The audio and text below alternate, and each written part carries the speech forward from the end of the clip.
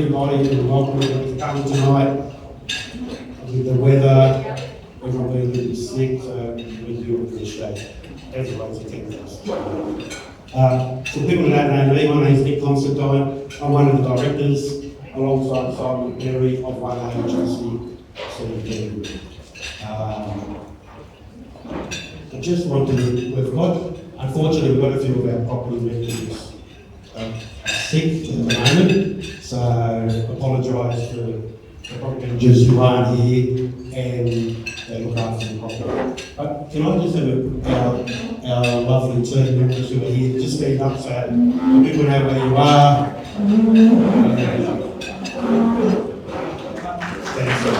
you.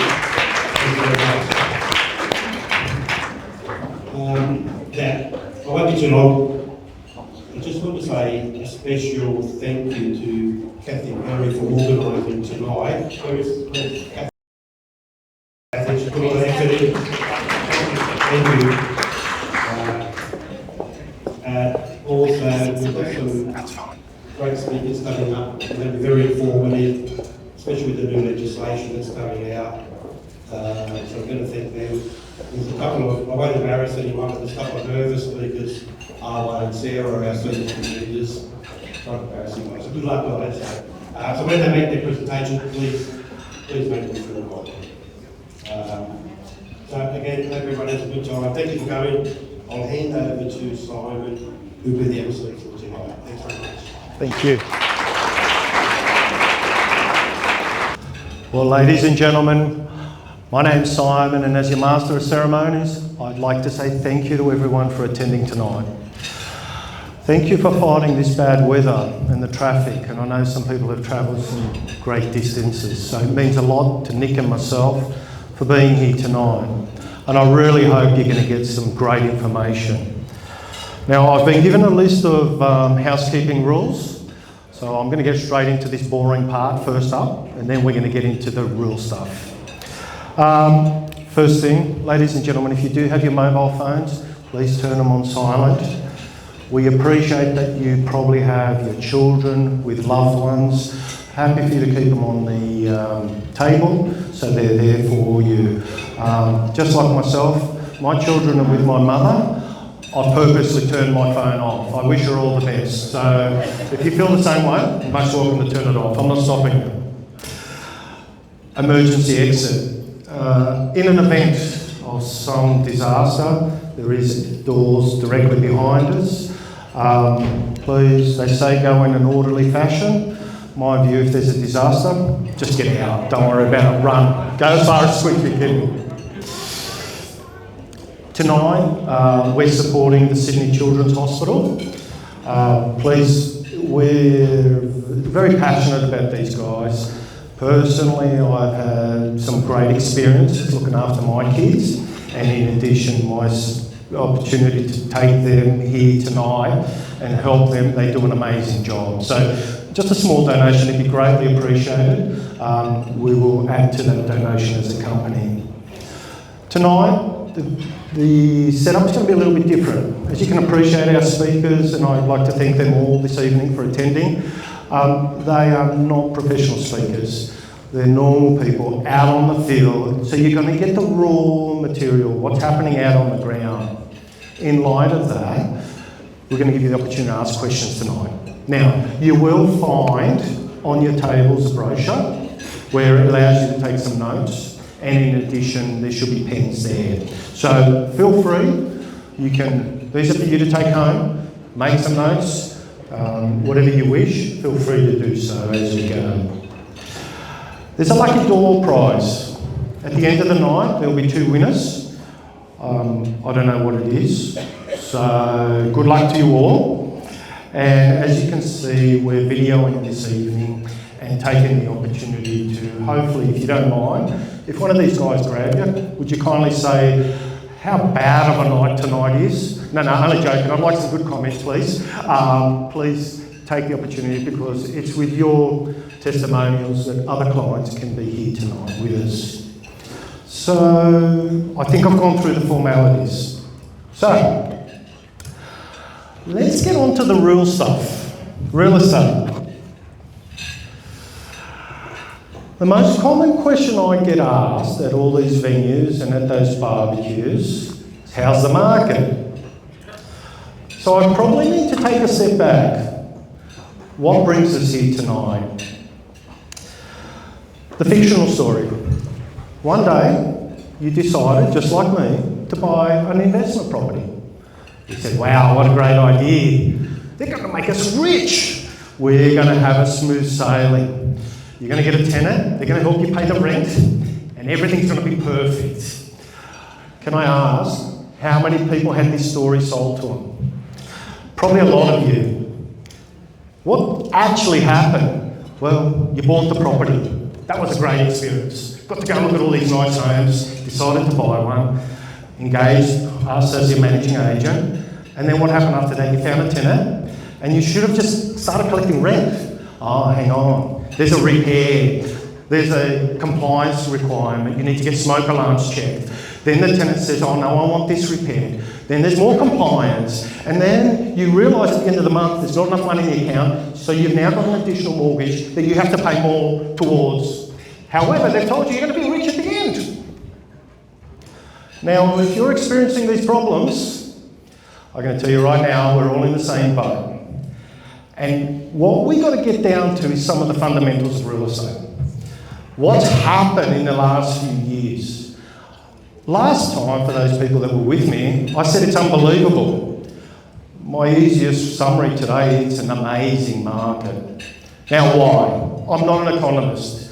Tappers from National Australia Bank will tell you about the economy. But I'm going to give you my basic understanding of the market. And happy for you guys to correct me if I'm not wrong. So, for any market to take place, it's pretty simple, supply and demand. When there's high supply, low demand, theoretically the prices come down. When there's high demand, low supply, property price should go up. Now, I haven't lost anyone yet, that's pretty simple. In real estate, what's meant to happen? Exactly that. The key indicator for us is the interest rates. Now, let's turn back time. COVID, we were all petrified. We didn't know what was going to happen. Interest rates went down. What did property prices do? They went up. They went crazy. After that, we had 11 consecutive interest rate rises. What happened to the property market? It went up. Makes no sense. So if you're confused, 27 years, I'm confused even more. Now, mind you, usually when interest rates go up, rents go up. So the market did behave somewhat correctly. And very early when this market started taking a turn, I was invited along with Nick, my partner, to a forum, and we sat down and had a conversation. We had some economists there, and they invited about 30 real estate agents throughout Australia to get an understanding of what was going on. Now, we reflect back at it, but at that time we had no idea. The only logical explanation was as a result of immigration. Today, reflecting back at it, that was the main reason we saw the property market go up. For the first time over such a long time, the volumes had reduced, the days on market had reduced for us in the southwest, and property prices continued to go up. So, the market has been, as the best I can describe it, amazing. However, I have seen a lot of people hurt in the recent times. And what I want to discuss with you all tonight is, what is your strategy? What is your investment strategy? I'm seeing too many people being out on the ground reacting to taking a knee-jerk reaction and either selling or buying. And my biggest fear as we enter into this new market, and let's see what's going to happen, but I think the reality is we're going to see more interest rate cuts. And I appreciate there's a number of factors, but you've got new avenues to invest in property.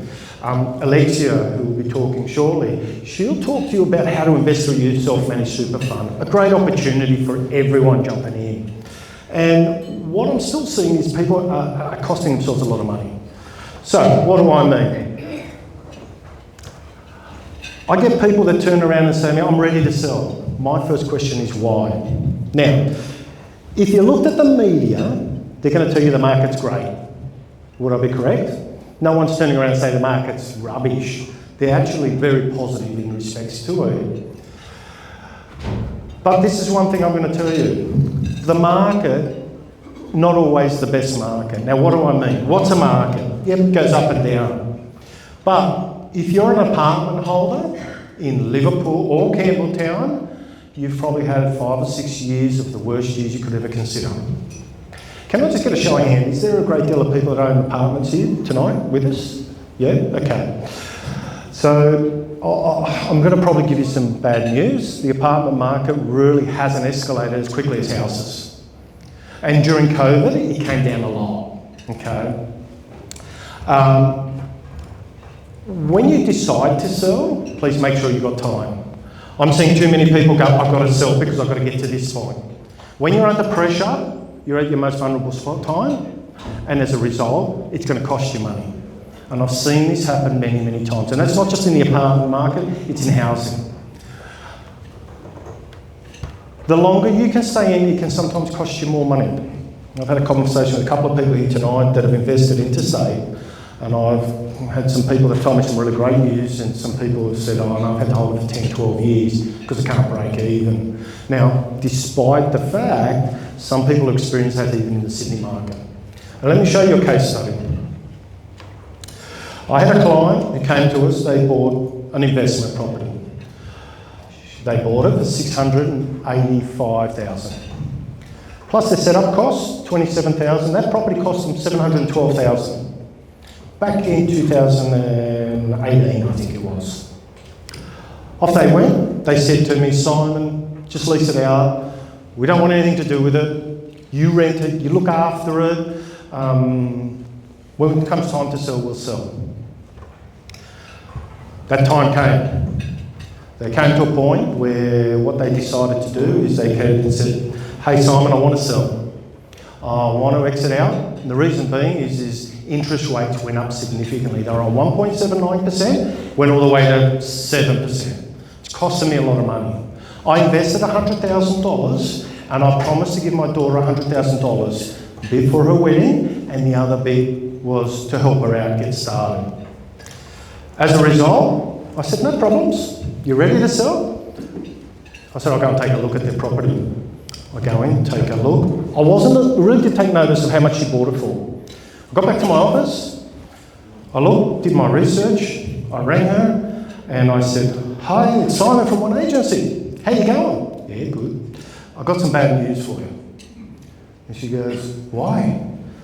She said, I said, look, I've done my research. Based on what I can see selling, I think you're about a 6 to 6:30. I had to check the phone was still working. I had radio silence. I thought that I'd lost the conversation. She said, Simon, no, you got it wrong. I know you play conservative. You mean 7 to 7:30, yeah? I go, no, 6 to 6:30. As a result, cut a long story short, we said she wanted to put the home on the market. We did. Cut a long story short, she ended up selling the property for $605,000. Now, the biggest thing I'm going to say to you is this. We're all property owners. Do you know what's happening in your local council? Do you know what's happening in the marketplace? Please remain in touch with what's happening. And this client was a good example. They bought the property. If they sold that property 2 years later, they probably would have been $720,000, $730,000. But the truth is the market then dropped. The apartment market in Liverpool is overwhelming with too many apartments.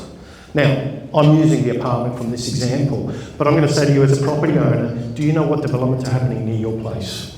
I've got a client right now who's had a massive childcare centre built next door to him. He said, no, don't worry, I'm going to wait. It's made a massive impact. He's lost a lot of light on his property. It's caused enormous traffic. That's impacted the value of his property. So please, what I'm suggesting is be aware. Understand what your market is doing. Now, theoretically, yep, interest rates are going to go down. What should happen? Property prices should go up. Doesn't always work that way.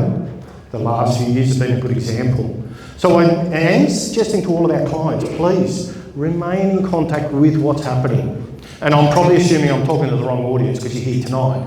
But if you can express this word, because I'm seeing it too often, where they've bought a property expecting to make a couple of $100,000 in 2 or 3 years' time, but not understanding the factors around them. Now, there are some positive things. If you get rezoning, great, there's an opportunity. You might have an increased value.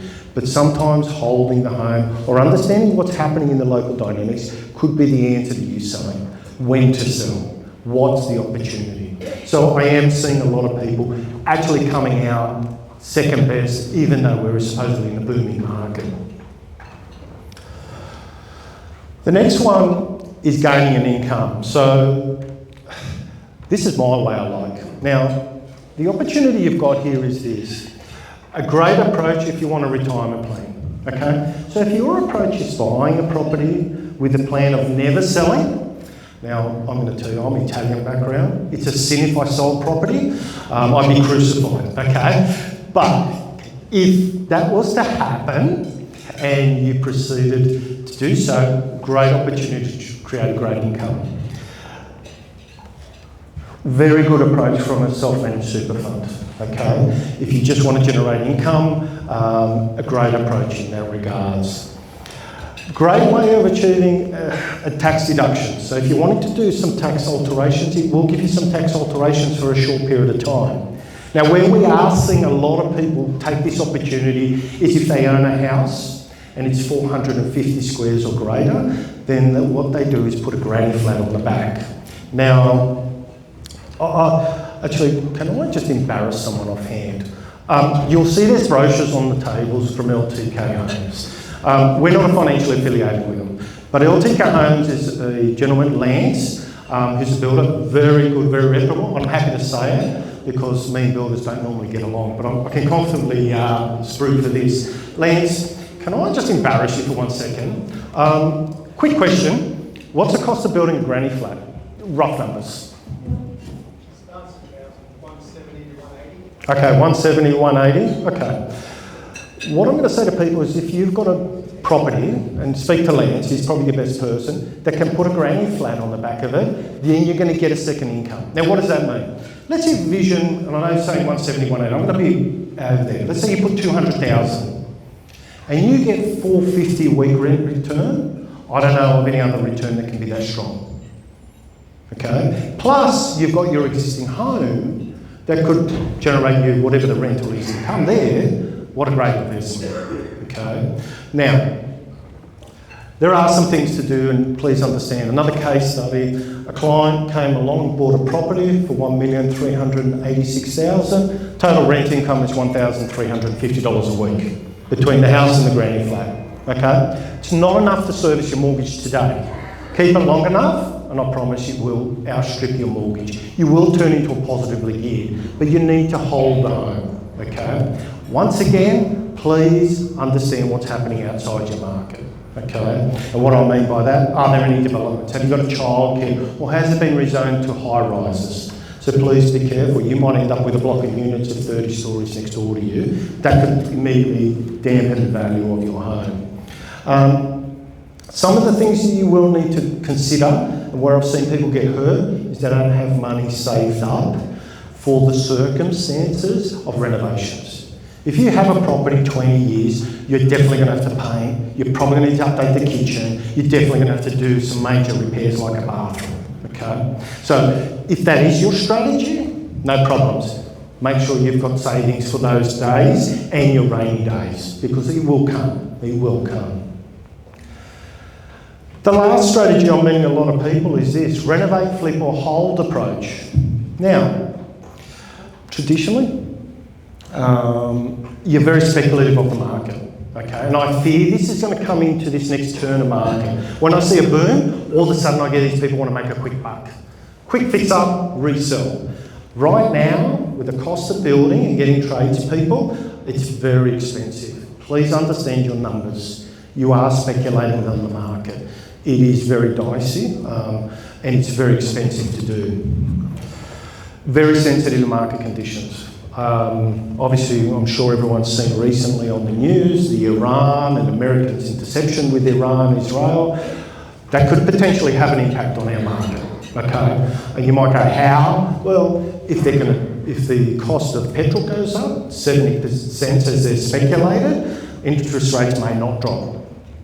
The Reserve Bank is pretty much saying we might stop and wait and watch. Well, I shouldn't say the Reserve Bank, they're speculating of it. So it's very sensitive to market conditions. Now, over my lifetime, I've had plenty of opportunities to sell properties, and I met this gentleman. I'm going to call him Joe because he's not here with us, but he had a real interesting way, and I want to share this with you.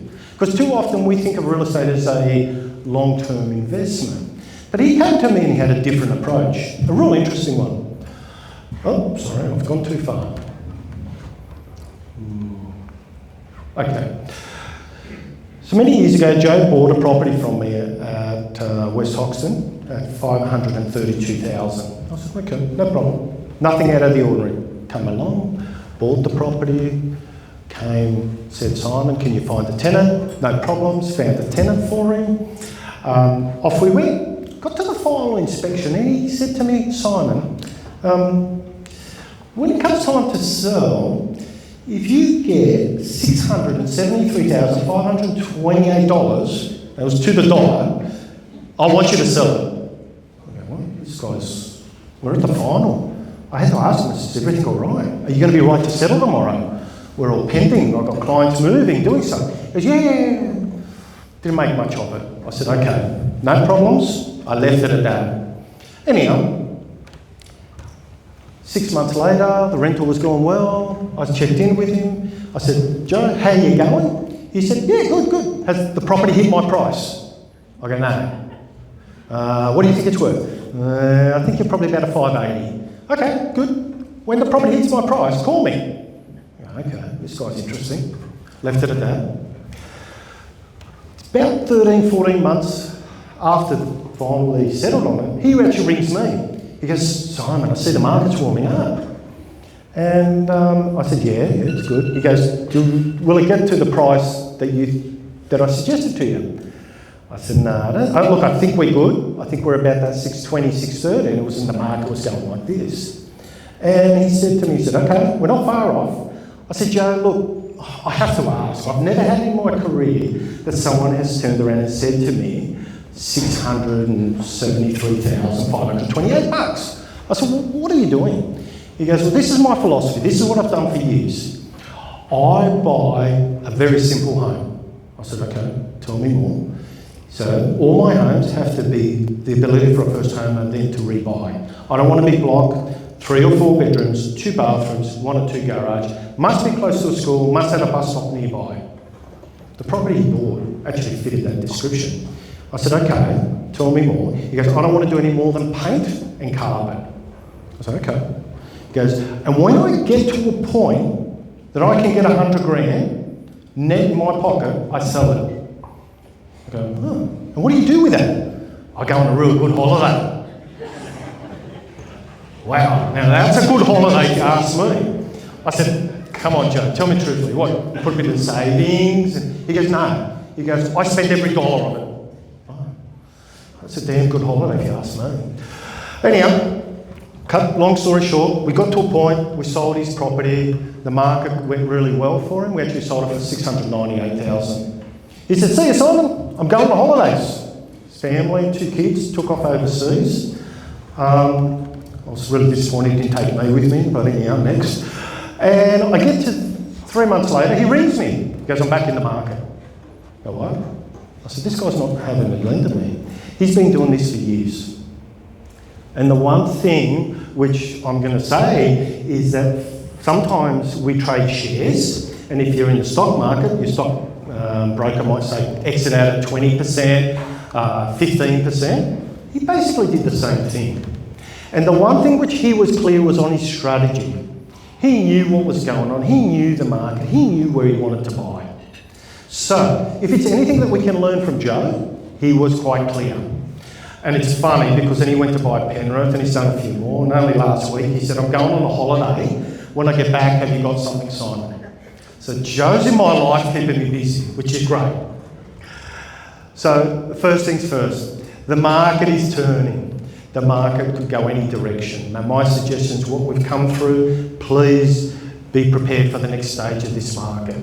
I do believe if we're going to see where we're heading, we're seeing a lot more investors in the market, we're probably going to see rents soften a little bit. And this is where I want to caution everyone. You can still sustain a good tenancy. Please just do some basic stuff. An investment property is like similar to a car. You need to service it every now and then. Okay? What do I mean by that? Repaint, recarpet. You might have to give a bit of a touch up on the outside. Okay? Look after your home and it will look after you. The tenants coming through in the new marketplace, especially with the understanding compliance that I'm going to have both Polo along with Awad and Sarah speaking this evening, they're going to go through. The tenant is much more educated, knows their rights, and they've been educated from the Office of Fair Trading, so they know how to get around it. Now we'll teach you how to get around them.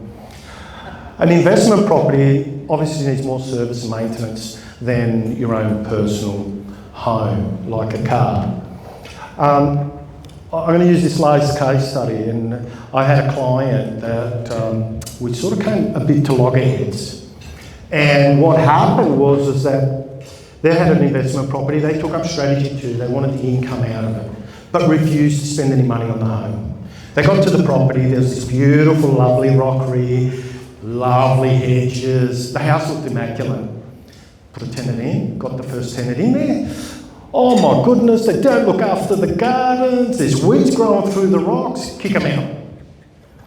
Okay, it's not that easy anymore, thankfully. I said, I don't recommend this. No, kick them out. Okay. Next tenant comes in, same situation. We got to a point that then the tenant took them to tribunal and won. Now, your properties, keep them simple, keep them smart. Don't go to put nice rockery gardens. You will get good tenants that looks after some properties, but the truth is the tenant doesn't want high maintenance. They want simple. Keep it simple.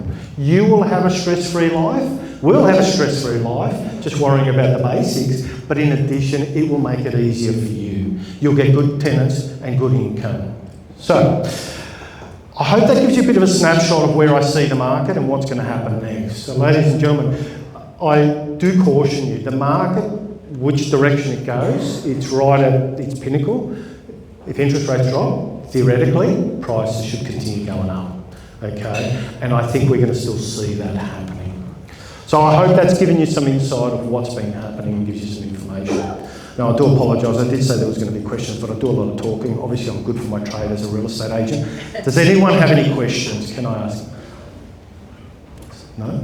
I've bored you to death? That's awesome. Well, ladies and gentlemen, I hope that gives you a bit of information. Could I get you just to continue having, we're going to get Alexia up now, and she'll tell you about self-managed super funds. So thank you for your time, and once again, please sit back and enjoy, and thank you.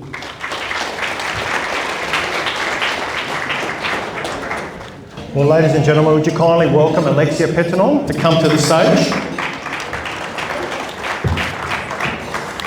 Please grab a seat.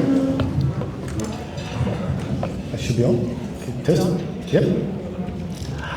Well, for those who don't know Alexia, Alexia is from Bit & Borrows Finance. You'll probably find a brochure on your tables there.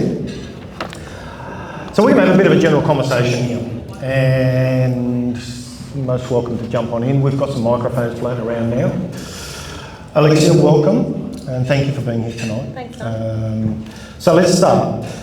What is an SMS? What is a self-managed super fund? Come on, keep it basic for people like me. Okay, so you have your industry super fund and you have your self-managed super fund. So essentially, you are managing your own super, okay? There are a few steps that you need to go through, but you're rolling over your super, there is an investment strategy, and it enables you to purchase shares and property in New South Wales or interstate.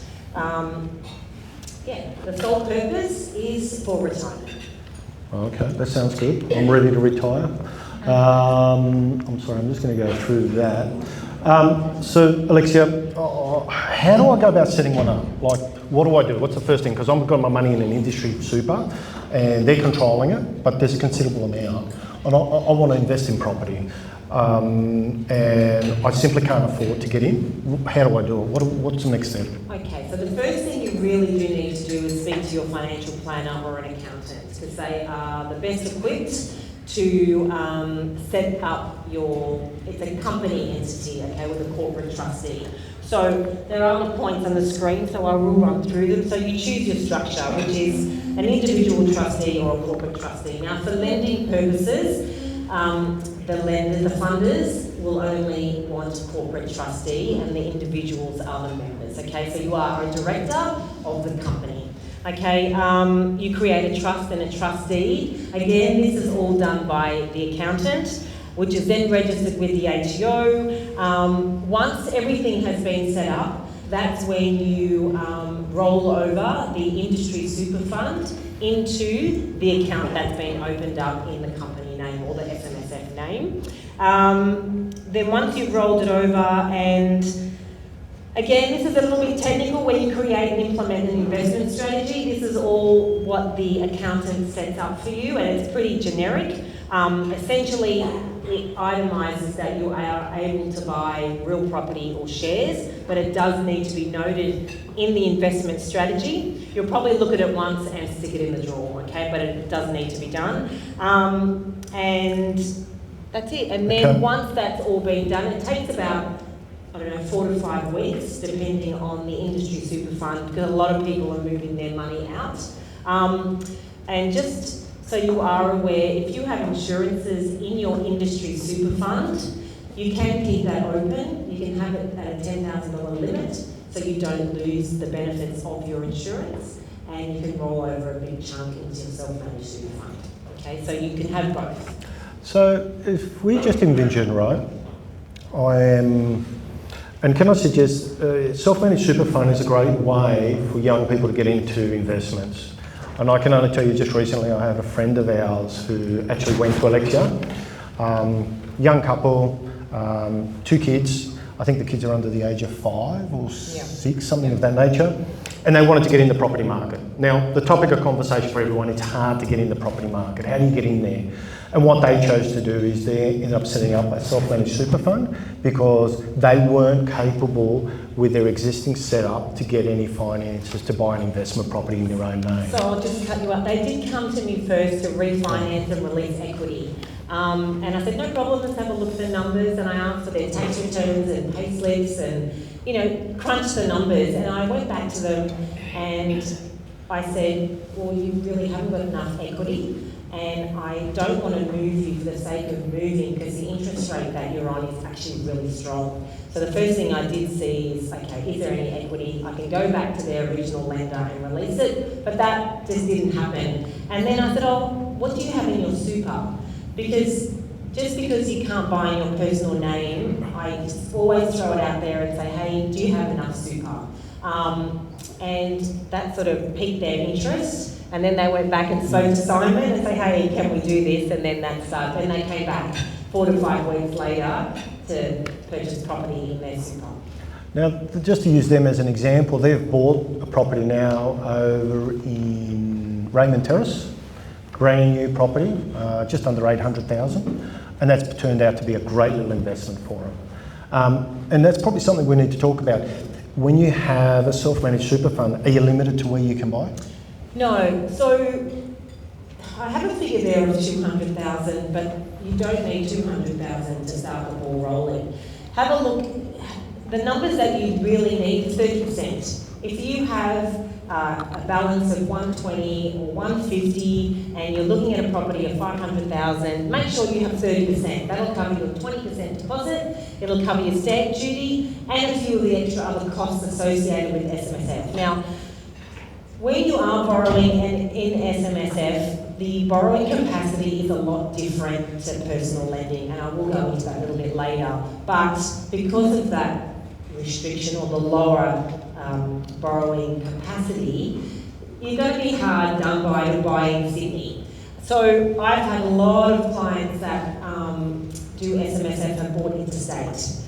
They bought in WA. That's just my sisters have bought in WA, and that's just grown exponentially. They're just sitting on it and leaving it. We've got a lot of people buying all along the eastern seaboard, up in, Queensland area, down in Melbourne as well, and 400,000 or 500,000, and they've done it twice. And it's a set and forget. These are funds that you're not touching until you retire.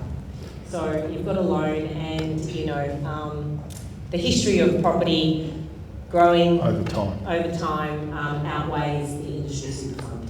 Now, in saying that, if let's say we have a property in your self-managed super fund, and there's an economic change, a development zone, or you're going to get a high rise next to it, based on my conversation, they can sell that property? So yes, you can sell any time, but it must remain in the SMSF. You're unable to release equity with the property that's sitting in SMSF. You can't touch the funds. You can't realise any equity, so it all goes back into the SMSF until retirement. So if you bought something for 400, you sell it for 600, you've made the growth, obviously you need to pay taxes on it at the SMSF rate, you can't access it. But you built the funds in your SMSF, so you can't access it like normal personal lending property. So what you're saying, Alexia, is if, let's say, using your example, I bought a property, bought it for 400, I sold it for 600,000, I'd have to leave the money in there. I can't go on the casino and play blackjack with it. But you can buy two next, which is what's happening a lot. So I've got a few clients that have bought 2 or 3 years ago. The property has grown really, really well. They've got $300,000 or $400,000 out of it. They've just bought 2. There you go. SMSF. Not a bad opportunity. And I'm talking about young people. Obviously, you can do it at an older age as well. As you can appreciate, I'm still 21, so I'm still incapable.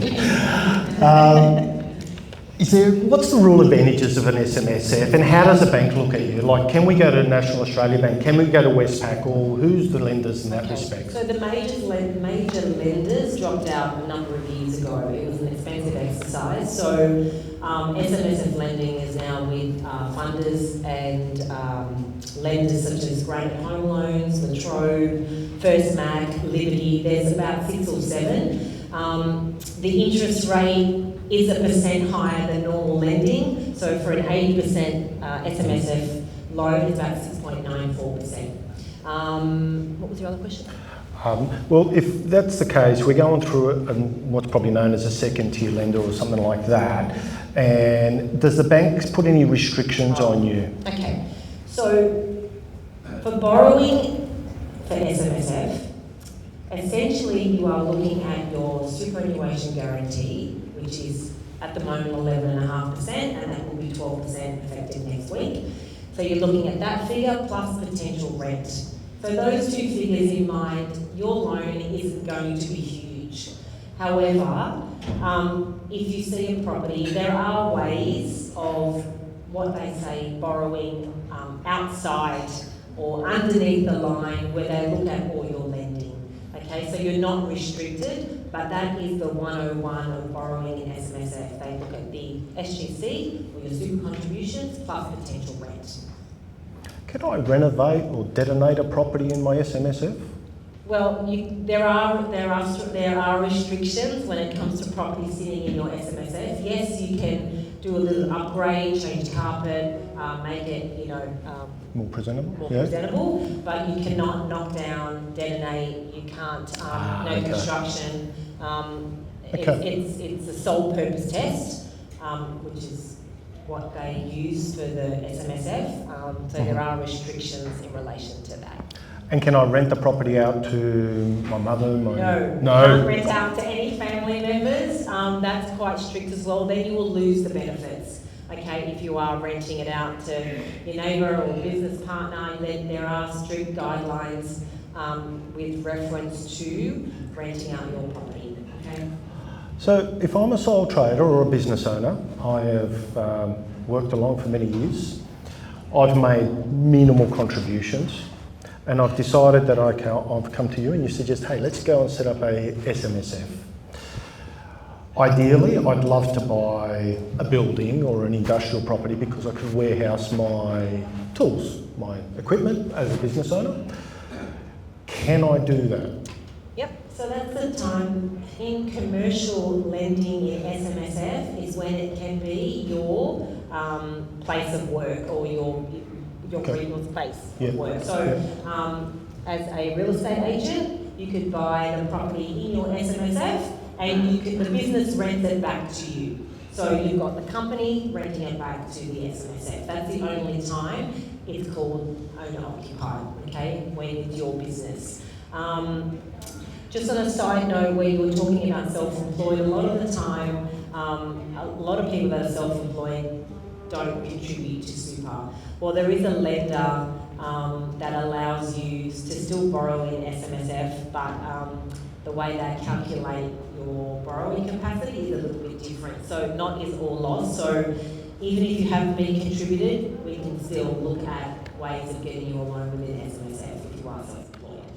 Okay, that's pretty good. So if I wanted to set up in just quick summary, if I said, okay, and on your suggestion, let's go and buy a property through a self-managed super fund, I'm not limited to just property. I can buy shares and other things, but for the sake of our conversation here tonight, we're going to go to property perspective. I can then get it set up. It's actually a separate company that I need an accountant or a financial advisor. And then from there, we can go and buy a property and lease it out. And just so you guys know, from a management perspective, it's exactly the same as your normal residential property. To us, it's really no different. The difference is the entity owns the property rather than you as an individual, but you are the directors of that business, so we still associate with you. Alexia, what other advantages are there? And give us a quick snapshot. What's happening in the mortgage world? And I appreciate we're talking SMSF. Yep. Just a general... So just in reference to SMSF, you can have up to 6 members. So husband and wife and another brother and sister, you can do that. I've recently done my own with my brother and my sister-in-law, so we have a good pool in our SMSF. I've got another one at the moment where it's 3 couples. They bought a very large property down south. So there's a few ways. Like if you think you don't have enough super, grab your wife and get her super as well and roll it in together. Now, just to let you know, if one person has 300,000 and another has 100,000, don't think that, oh my God, they're going to get 50% of what I've contributed. It doesn't work that way. So you've got the umbrella and you've got buckets. Okay, so that bucket will just keep with your funds in there and it'll always work itself out. So you're not going to lose out if you have more than one person in the SMSF. In terms of lending, what we've found is interest rates have gone down, so a lot of people are coming in, grabbing their pre-approvals, which is lifted the prices, because if you've got an extra 50,000, they've got an extra 50,000 to spend at auction. So I think that's sort of helping with the growth of the market as well. Yeah, we've seen 2 rate drops. Interest rates for owner-occupied, you're looking at 5.5 to 5.7. If your LVR is really strong, like 60%, you can get some really, really strong rates. As a broker, we're able to get discounted rates. And that's something that we can do on your behalf.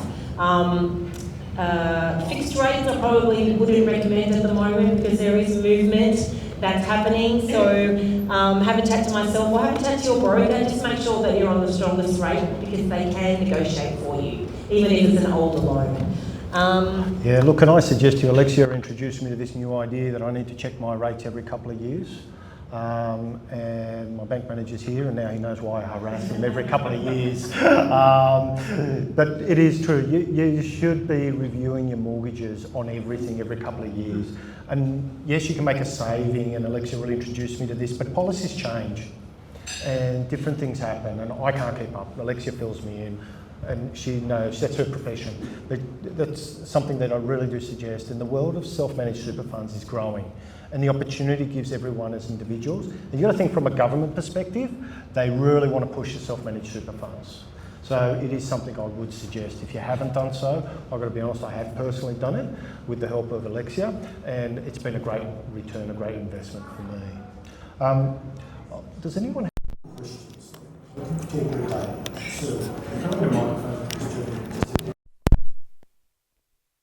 This might not be a real case, but No, it's okay.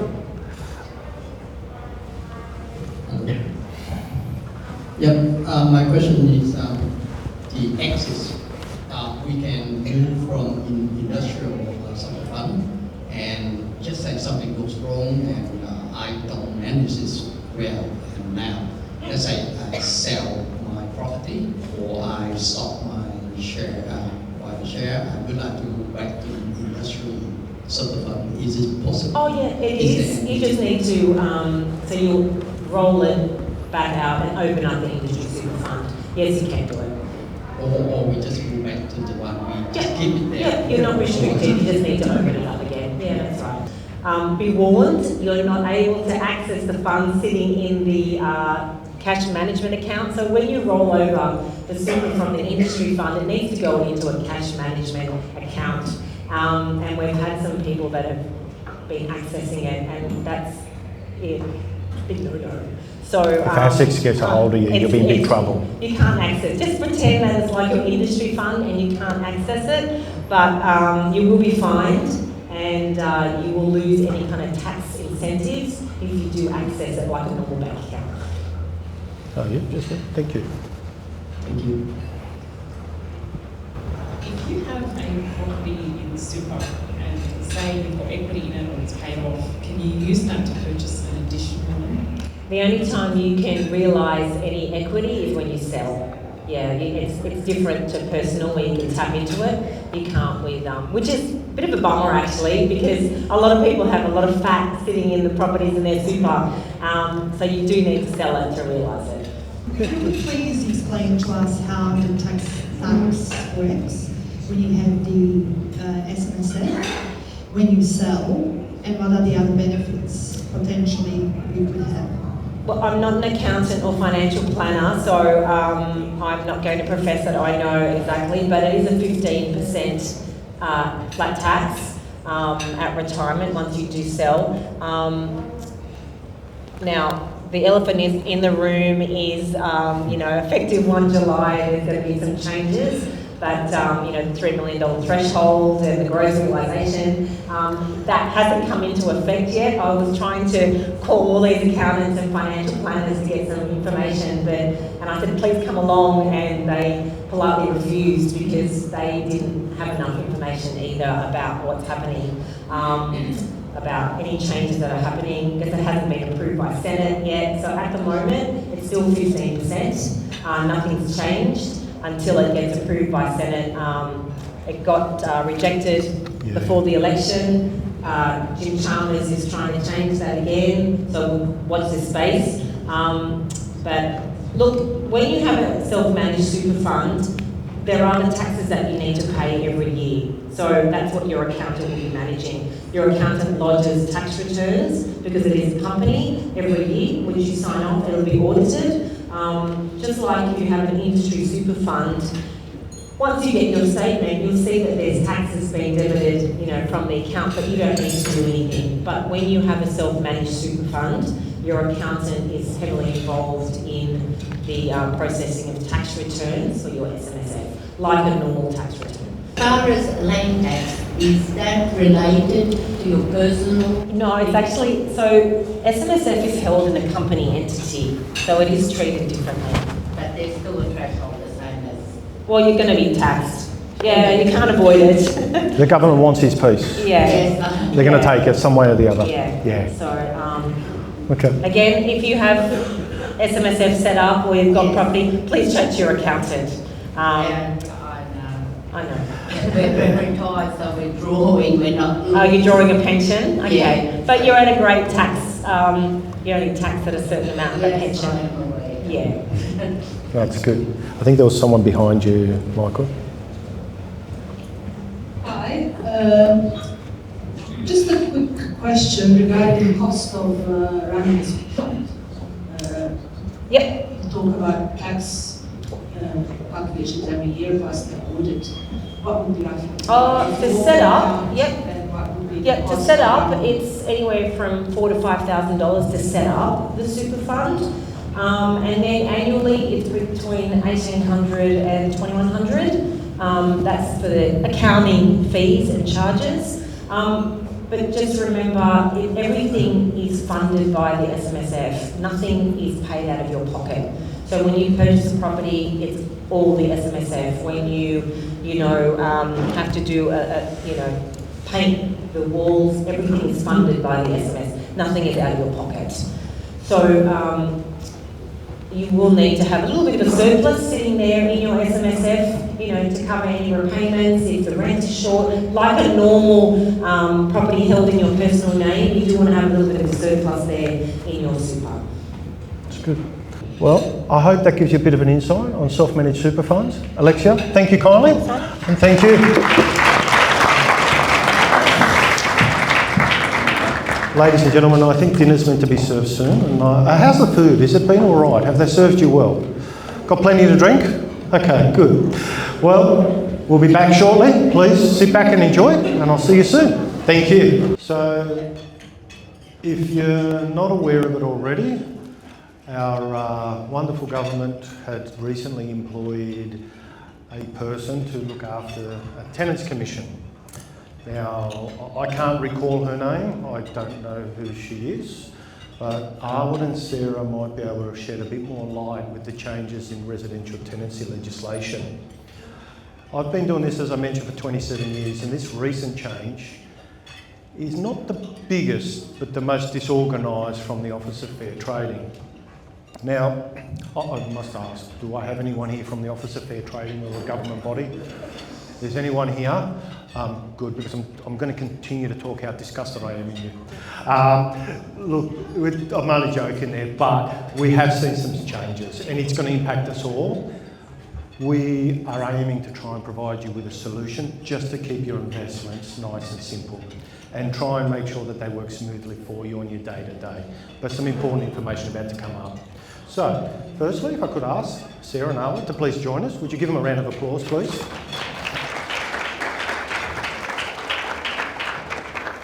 Please take a seat. For many of you, if you haven't had the privilege of meeting Sarah and Awad, they are the heads of our team. Collectively together, we manage just over 2,000 properties. They are the people that worry about the day-to-day intrinsics to make sure that everything in our company works to try and provide you the best service. They are the ones that look after everything, so they do fulfil a big role. Their experience is insurmountable. I can certainly tell you now, you've probably got between both of them over 50 years of experience as a property manager. And I'd be very surprised if there's a set of circumstances that haven't occurred that they wouldn't be familiar with. In saying that, with these new legislations, a lot has happened. So let me give you a quick background. On the 24th of October, New South Wales Parliament in 2024 decided the Residential Tenancy Amendment Bill. This is to the Residential Tenancy Act that has now come into place. Residential Tenancy Act goes back to 2012. I won't read all this jargon. Now, if you want copies of this, I'm happy to provide it to you in due course. The reasons for the change. They require landlords to provide a reason why you're ending a tenancy. You can no longer end a tenancy for no reason. You must provide some kind of ground. It's to make it easier for the pet in a rental property. We'll have a discussion about that. The limits of rent increases, preventing no extra fees at the start of tenancy. Now, can I suggest to you that this has been in for many years. They've just made a big deal about it now because they've got nothing else better to do, right? So for many years, we haven't been allowed to charge tenants extra fees, but they had to make a public display, so they've done quite well. Ensuring the tenant can pay by bank transfer in their preferred method. The changes in the rental laws came in response to the New South Wales Government election commitment to make renting in New South Wales fairer and improve the protections of the tenant. These amendments are to improve the protections of the tenant. As a landlord, if you ask my opinion, has there been any extra fairer things for us? Very minor. I'd love to say to you it's great. Now, the reason why this has come after this, we would have loved to hold this event before these amendments came along, is because they put this up in the wind and said, yep, this is going to happen, but they wouldn't give us a date. Then what they did is they go, and correct me if I'm not wrong, it was in the middle of May where they said, here's a date. Am I correct? Yeah. They said, May the 19th. We said, okay, great. Give us all the legislation. Give us the paperwork. Yeah, we'll do it on May the 19th. We have no preparation, no planning. In saying that, we got our heads around it pretty quick, and some of the things came in earlier. So some of them came in on the 31st of October. Obviously no extra fees were prohibited at the start of the tenancy agreement. That was all happening on the 19th of May. Obviously the reasons to end the lease, making it easier for tenants to keep pence and ensuring that there was bank transfer. I apologise, I think I've gone backwards. Now the New South Wales Fair Trading have said if there's any breaches of this, they've now sent up a rental task force that are actually out there on the spy to attack. Don't worry about the police, these guys are bigger and better. They are purposely attending to people that aren't complying. Now, we've got your compliance orders, don't worry, you're safe. Please do what we tell you to do. It's saying that they're also hunting private owners and private rentals. They are now searching Facebook, Instagram, all these things to keep on top of people privately renting. And I'll tell you why, they don't get bonds out of those people. So, we're going to go through this in a various section. I'm going to ask some questions. Rent increases. So, let's have a look at the rent increases. And basically, all leases from October the 31st, 2024, prior to that, are fixed by a rent increase. You can only do one a year. But there was some good news. So, Awad, I might come with you first if I could. I own a property. I have a nice 2-bedroom apartment and I've had a tenant in there. And my last rent increase was less than 12 months. Can I put the rent up? Short answer is no. Okay. Let's rearrange this. Let's imagine I own this property, I signed a lease. We put a rent increase on January the 1st, 2024. The tenant was on a 6-month lease. We renewed the lease and I went for another 12 months. I didn't put the rent up, but I'm in a contract. Can I increase the rent while I'm in a contract now? That's part of the changes to the new laws. Now you can. Awesome. So now, 12-month period, you can definitely increase the rent, even though the lease is a fixed period. so what did happen, a win that we have had, is that if you had, now please note, you can't increase the rent for once every 12 months, am I correct? Correct. Yeah. So what can happen now is even though you've got a lease in play, if you haven't put a rent increase in 12 months, you now can do it during the lease. Quick question, how much notice do we have to give them? It's still 60 days notice. 60 days notice. So there is a win, it's not all negative, okay? And so there is a win. Let's have a conversation about ending a tenancy. I can tell you this, I've got a tenant, and this tenant is a great tenant. She pays rent on time, but he's a painful tenant. Every little thing they want repaired. The only thing I'm left to change on this house are the bricks and mortar. Sarah, I've had enough of this tenant. I'm done. She's paying my rent. She keeps the house clean, but honestly, can I just kick her out? I just want her out. Just get rid of her, please. No, you need to give her a reason why you want her out. But I'm sick of doing the repairs. You probably have to do some more to be able to give her a reason to get out. She's not good That news. could be one of your reasons to terminate her. Oh, okay. So that can be one of my reasons, because she gives me too many repairs. And to cost you some more. So if you do some significant renovations to the property, you can ask the tenant to leave based on that reason. So if you're prepared to spend some more money, then you can get your tenant out. Okay, so I need to change the bricks and mortar and I can probably kick her out. Now, what that means is, and I must admit, I am talking about a real life case, is I did have a tenant that the only thing I was left with is replacing bricks and mortar. She frustrated me. And I said to her, okay, see you later. Ended on no grounds. I could do that. Now you're not allowed to. There's no ending on no grounds whatsoever. The reasons why to end the tenancy, they have to be, if they're in breach of the tenancy agreement. So if they don't pay rent, I can still kick them out, yeah?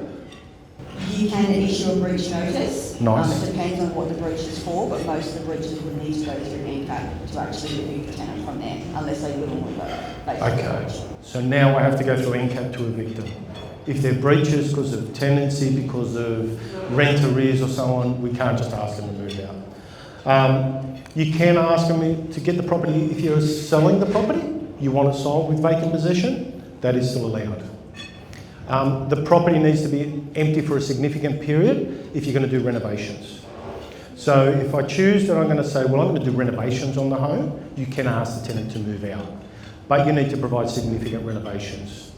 The property will be no longer used for a rental property. You're allowed to ask the tenant to move. The landlord, family or friend or you intend to move into the property. The tenant lives in the property as part of their employment and their employment has come to an end. Now that's very rare in our cases, but if you do own a commercial property with the residential premises on top and it's used as a part of their employment, that employment comes to an end, you can ask them to leave.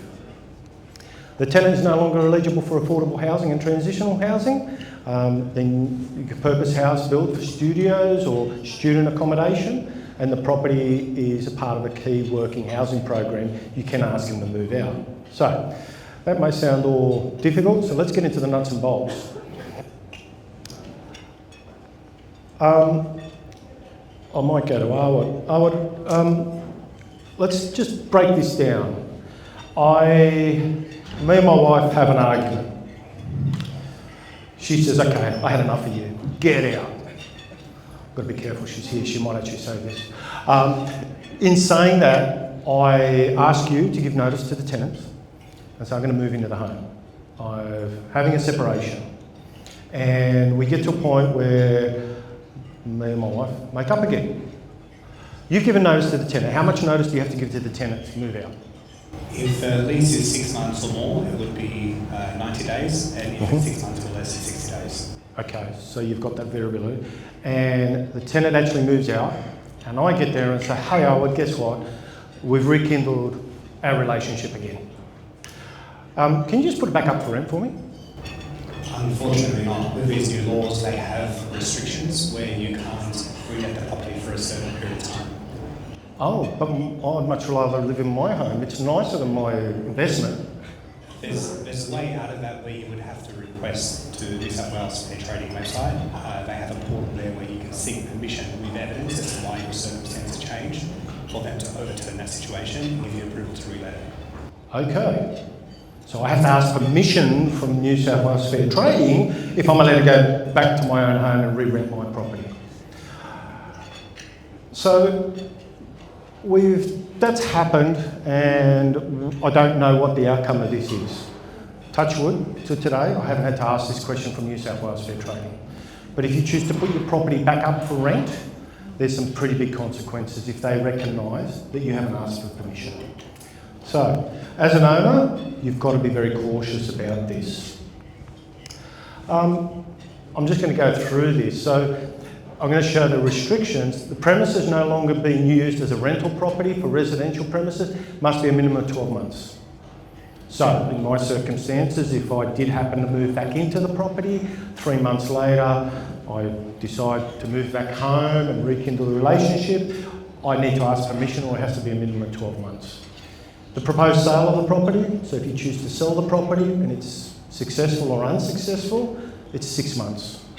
If you decide that you wish to have your property back in the rental market, you've got to ask permission.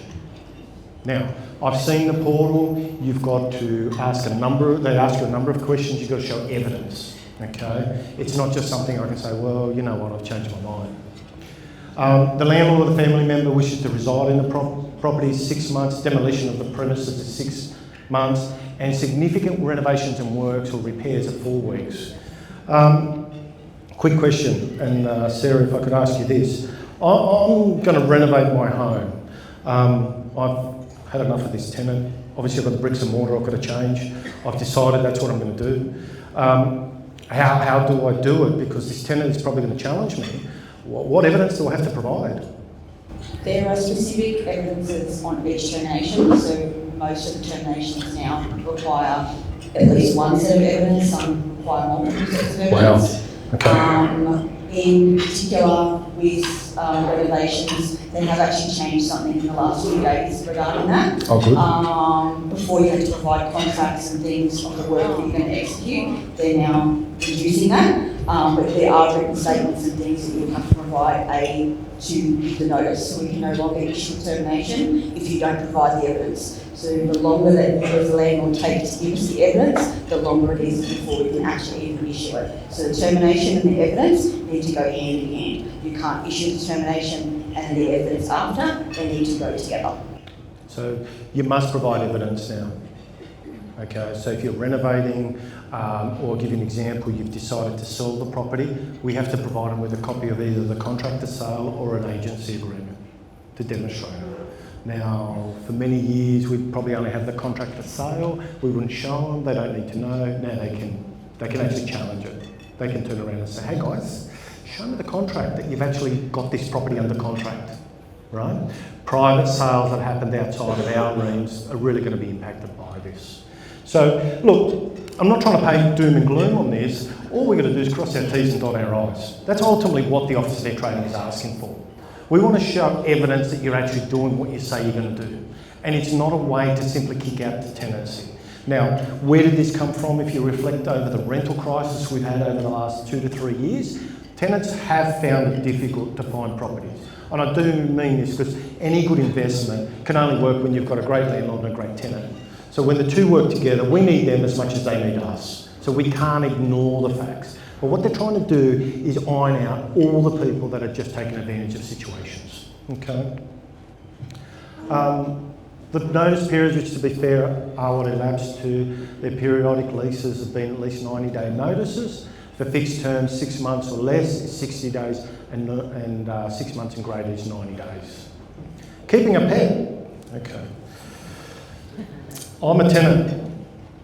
I have just discovered that we can keep pets in my home. And I've made an application. You've said, yep, you're a great tenant, Simon. But there's a couple of things, so let's just go through this. I am applying for a 2-bedroom apartment. It's me and one other, and I'm allowed to keep 4 pets. I have Sammy the snake, Dino the dog, John the parrot, and Keith the donkey. I have those 4 pets. I'm applying for a 2-bedroom apartment. It's 4 pets. I've complied. I've met the criteria, and I'm making an application. Can I keep all my 4 pets in the property? You can keep some of them, not all of them. So there are restrictions on how many pets a tenant can keep. So whether the tenant is already in the property or applying for the property, the pets can no longer be denied unless they hit over a threshold, or unless, in your case, your donkey, what his name, he would not fit the criteria for an apartment. But unfortunately, the snake, the dog, and the parrot, they probably would all fit the criteria of being able to stay inside the unit. But the donkey will probably have to find an acreage property. But Sarah, donkey, Keith the donkey came with me back in my days from Italy. He used to be my mule. He used to take it. I want my donkey. We have a great acreage property somewhere in the back end of Rossmore where you could keep the donkey, but probably not in the apartment. So my donkey can't come. Oh, bugger. Okay, so there are limitations in respect to animals. They can't just have what they want in a property. The property has to be suitable, yeah?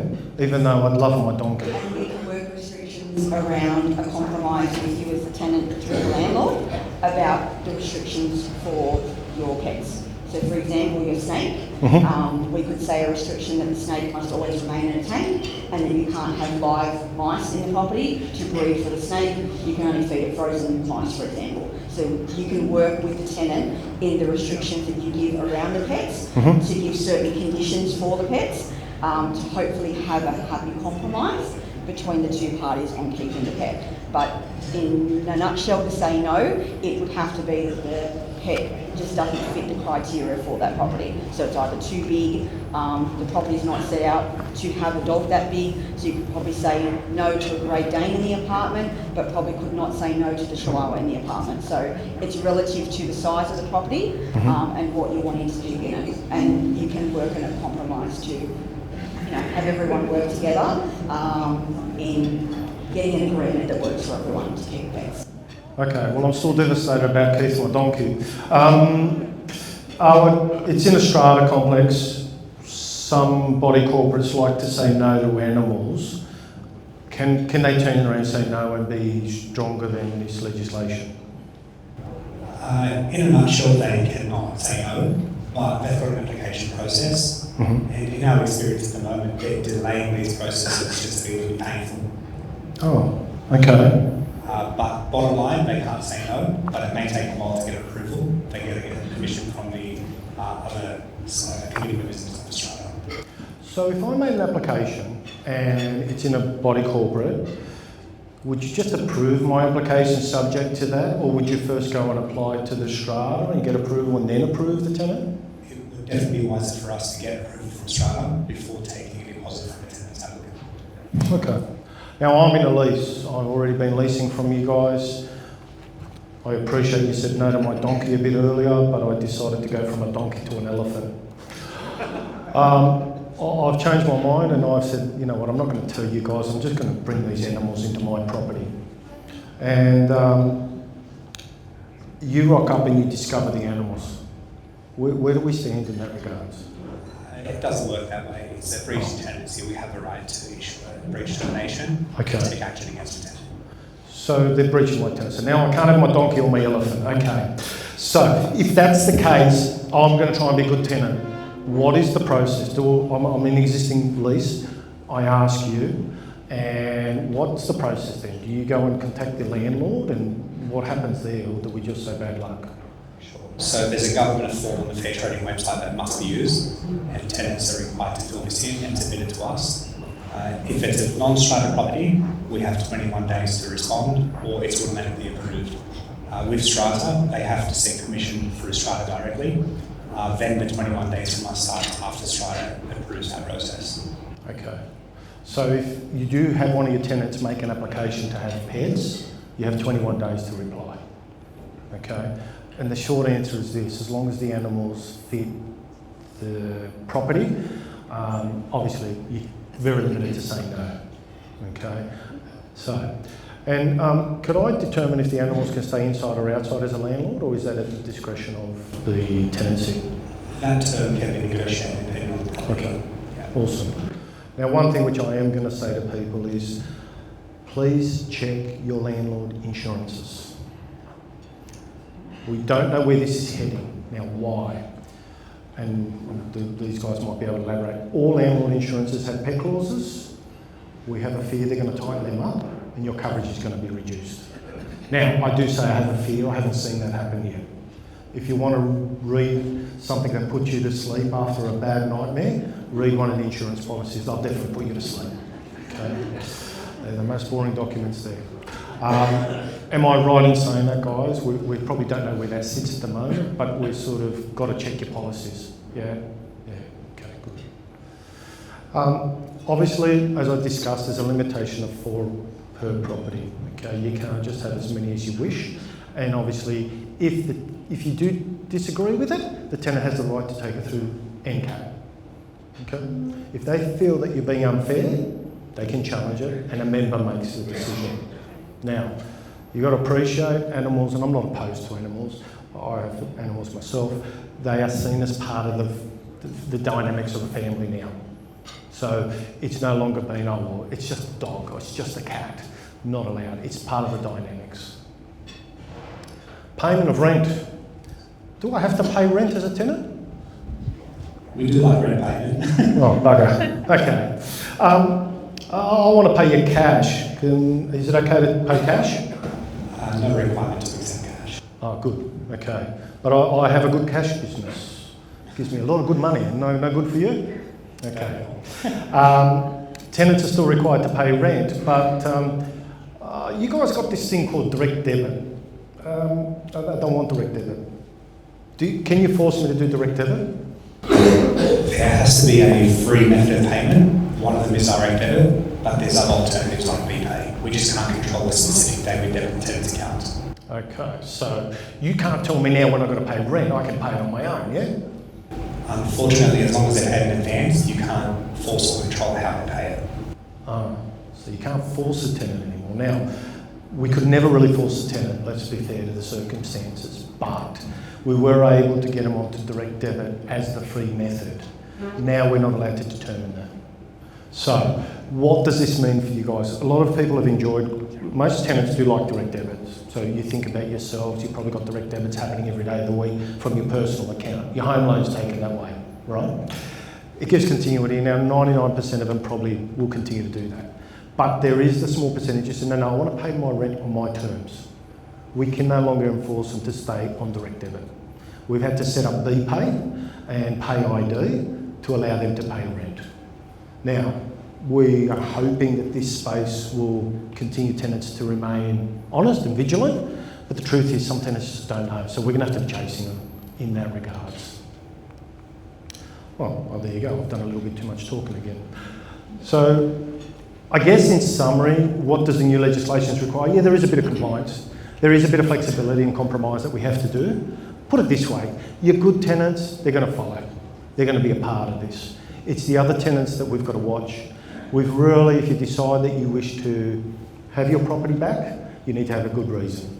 And they want to see evidence in that regards. Fair enough? Now, well, thank you, Sarah and Awad, but don't go anywhere. I think you've done a great job. Any questions? So if it was just a house, the landlord would have 21 days to reply to approve, right? How long does Strata have?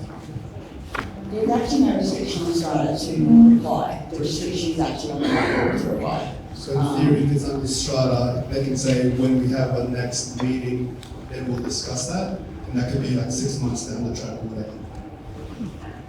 Most Stratas wouldn't take that long. We've not experienced anyone who would take it to an annual general meeting and drag it out that far. Most of them would have a small committee and they would go to the committee rather than waiting for a broad meeting. That's generally what the body corporate committees are for. They have to deal with, I guess, urgent matters on hand. So generally it wouldn't be months. Probably it may drag out past 21 days. So it may be best to work in with a compromise with the tenant and at least have the conditions with the tenant. But as Awad said before, the body corporate can't really decline the pet either. So whether it be an owner-occupier, whether it be a tenant inside the unit, there are restrictions that came out actually with Strata before it came out to landlords, all surrounding about pets. And that happened, I think, early last year, or possibly even late the year before. So Strata had a reform, and they could not deny the pets before landlords would. So the chances of them denying the pet and giving a valid reason are probably going to be quite small, unless you've got a far-fetched donkey inside an apartment. But most of the general, cats, dogs, there would be restrictions around, keeping the animal, barking, all that kind of stuff. Noise breaches would fall into that, but for them to flat out say no, I think they would be hard pressed to say no. Thank you very much. Say, for instance, maybe I misunderstood there a bit, but say at the end of the lease comes, right? So there's creditors that are in there that you want to get out. And the end of the lease comes, and I say, right, I'm not going to rent it to you anymore. I'm going to put it back on the market, and I don't want you in here. So does this new law cover that? Unfortunately, there's no ability to do that anymore. Prior to these changes, it was called an end of lease termination or a no-grounds termination, which is effectively no reason whatsoever. You would not have to give any tenant any reason and terminate. That would be that. You re-advertise the final tenant. And who do we explain that to? Just like when you say, okay, I'm going to do some renovations, you've got to get out. I'm going to let my daughter move in, you've got to move out. So who oversees that? Does Big Brother in Canberra look at that, or do they come to you and say, why have these people been terminated with their lease? And they ask you, then from you, they come to me. How does that work? Yeah, good question. So on the Fair Trading website, there's very strict criteria as to how we can terminate leases now. For example, if you were to terminate because you wanted to renovate, you would need a statement from the landlord indicating how long the works will take, what type of work will be done, and also you would need notification to the tenant explaining everything possible. And you can't re-let the property within a 4-week period after they vacate. The only time you would come across issues is if the tenant didn't vacate and it went to a tribunal, and you would have to present evidence there, and if evidence was incorrectly submitted to the tenant without termination, you'd be thrown out, so you have to start again, the tenant remaining in the property. So everything basically goes back to you know who, and then they know exactly what you do and say, your hands are tied, basically, that's what it is, isn't it? If They've got a little bit of leeway, but I think most of the leeway is for the tenant now, you know, like... Anyway, you're right, we can't deny that. The laws are skewed towards the tenant more than what they were in the past. But we'll do the best we can to work with those laws and make sure you're protecting that client. I guess what they're really trying to do is to eliminate the tenants just being terminated for no reason. They want a reason. That's the real part of it. If my tenant leaves my property, will I be penalised? Leaves the property in what sense? Of termination? For a termination. If your tenant willingly left the property, so for example in the renovation case, if your tenant willingly left the property, no argument, and you carried out a renovation, you've got 4 weeks reletting restriction. Reletting is really specific on the word reletting. It is from the time the tenant left to the time a new tenant starts, and they're going to be very clever in picking this up on when you lodge a bond. So when you release a bond off one tenant, if the new bond for the new tenant starts within 4 weeks, they're going to be very cluey that you didn't meet the 4-week reletting restriction. So it's not just about the tenant saying something, it's going to be playing a lot into bonds being lodged against that same address. So if you released a bond, there's going to be new laws that come into effect in about August or September, where the tenant actually fills in a survey as to why they left the property, and the property manager or the landlord has to do the same, and the 2 stories will have to match. So if you get a tenant in, just because the last tenant who left didn't complain, or I guess reject, and they left off their free will, you need to be very careful of when the next tenant comes in and make sure that you don't cross over that reletting restriction. So take the time, do the renovations, do the work. It doesn't mean you can't advertise it, it just means from tenant to tenant, you need to have that 4-week break from when one ends and one begins. What's the notice period when you end a tenancy? You know, whatever grounds it may be.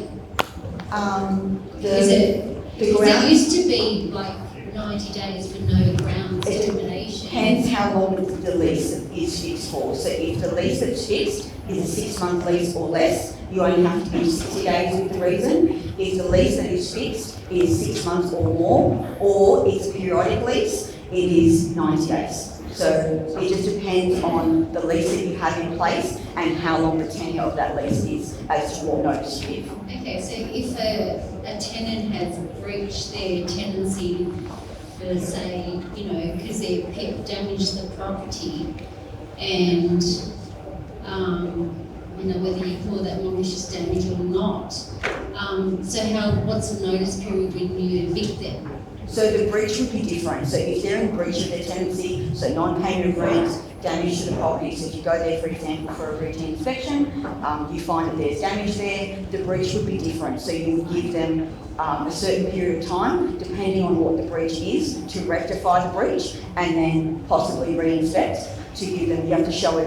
With most breaches, you would have to show that you've given them an opportunity to rectify it, and then if you went back and they didn't rectify it, you could then action that breach, apply to NCAT and present your case to NCAT as to why you want the tenancy to end. So you would say, this is the damage, I've asked the tenant to do this, I've gone back, re-inspected, they haven't done it, and it would really be at the discretion of a tribunal member as to how severe they would see that breach. So rent payment is still a severe breach, especially if they're 2, 3, 4 weeks in arrears by the time you hit the tribunal, but each case is going to be quite different on how the member sees the severity and whether it warrants a termination. Thank you. But it sounds like the minimum period that they can leave, if you wanted the tenants to go, is 90 days. If it was a long-term lease or an open lease, correct. But a breach could be, they could breach the tenancy 2 weeks in, and that you can, for a damage, you could say 14 days. So it just depends on what you're looking at. But if it's for one of the reasons of demolition, people moving in, all those, they're quite, black and white. It's 60 for a 6-month lease or less, or 90 for a 12-month or period lease. Oh, sorry, 6 months or more. 6 months or more. Well, ladies and gentlemen, as you can appreciate, this year's probably opened up a can of worms for everyone, and I think we could talk about this all night. But I guess there's new rules, new ways, and we'll be here to support you. Now, if you have any other further questions, please ask your property manager. Would you kindly just thank both Awad and Sarah? I think you've done a tremendous job, so thank you. I know this is probably mind-boggling, and look, I must admit, when we were first impacted by it, we're going, wow, wow, wow. And I guess as this unfolds further, we'll keep you updated. Compliance is now become a part of everything.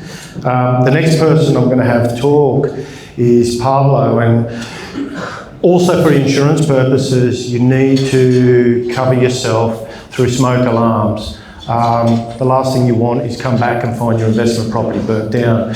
So if I could ask Pablo, please just come up and let's talk about smoke alarm compliance. Good evening, everyone. Thanks very much for having me.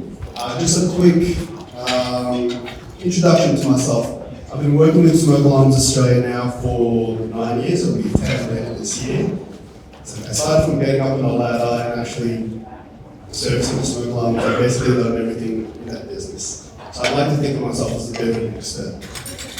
So the purpose of tonight on my end isn't to sell you the idea of we're the best company, you should use us.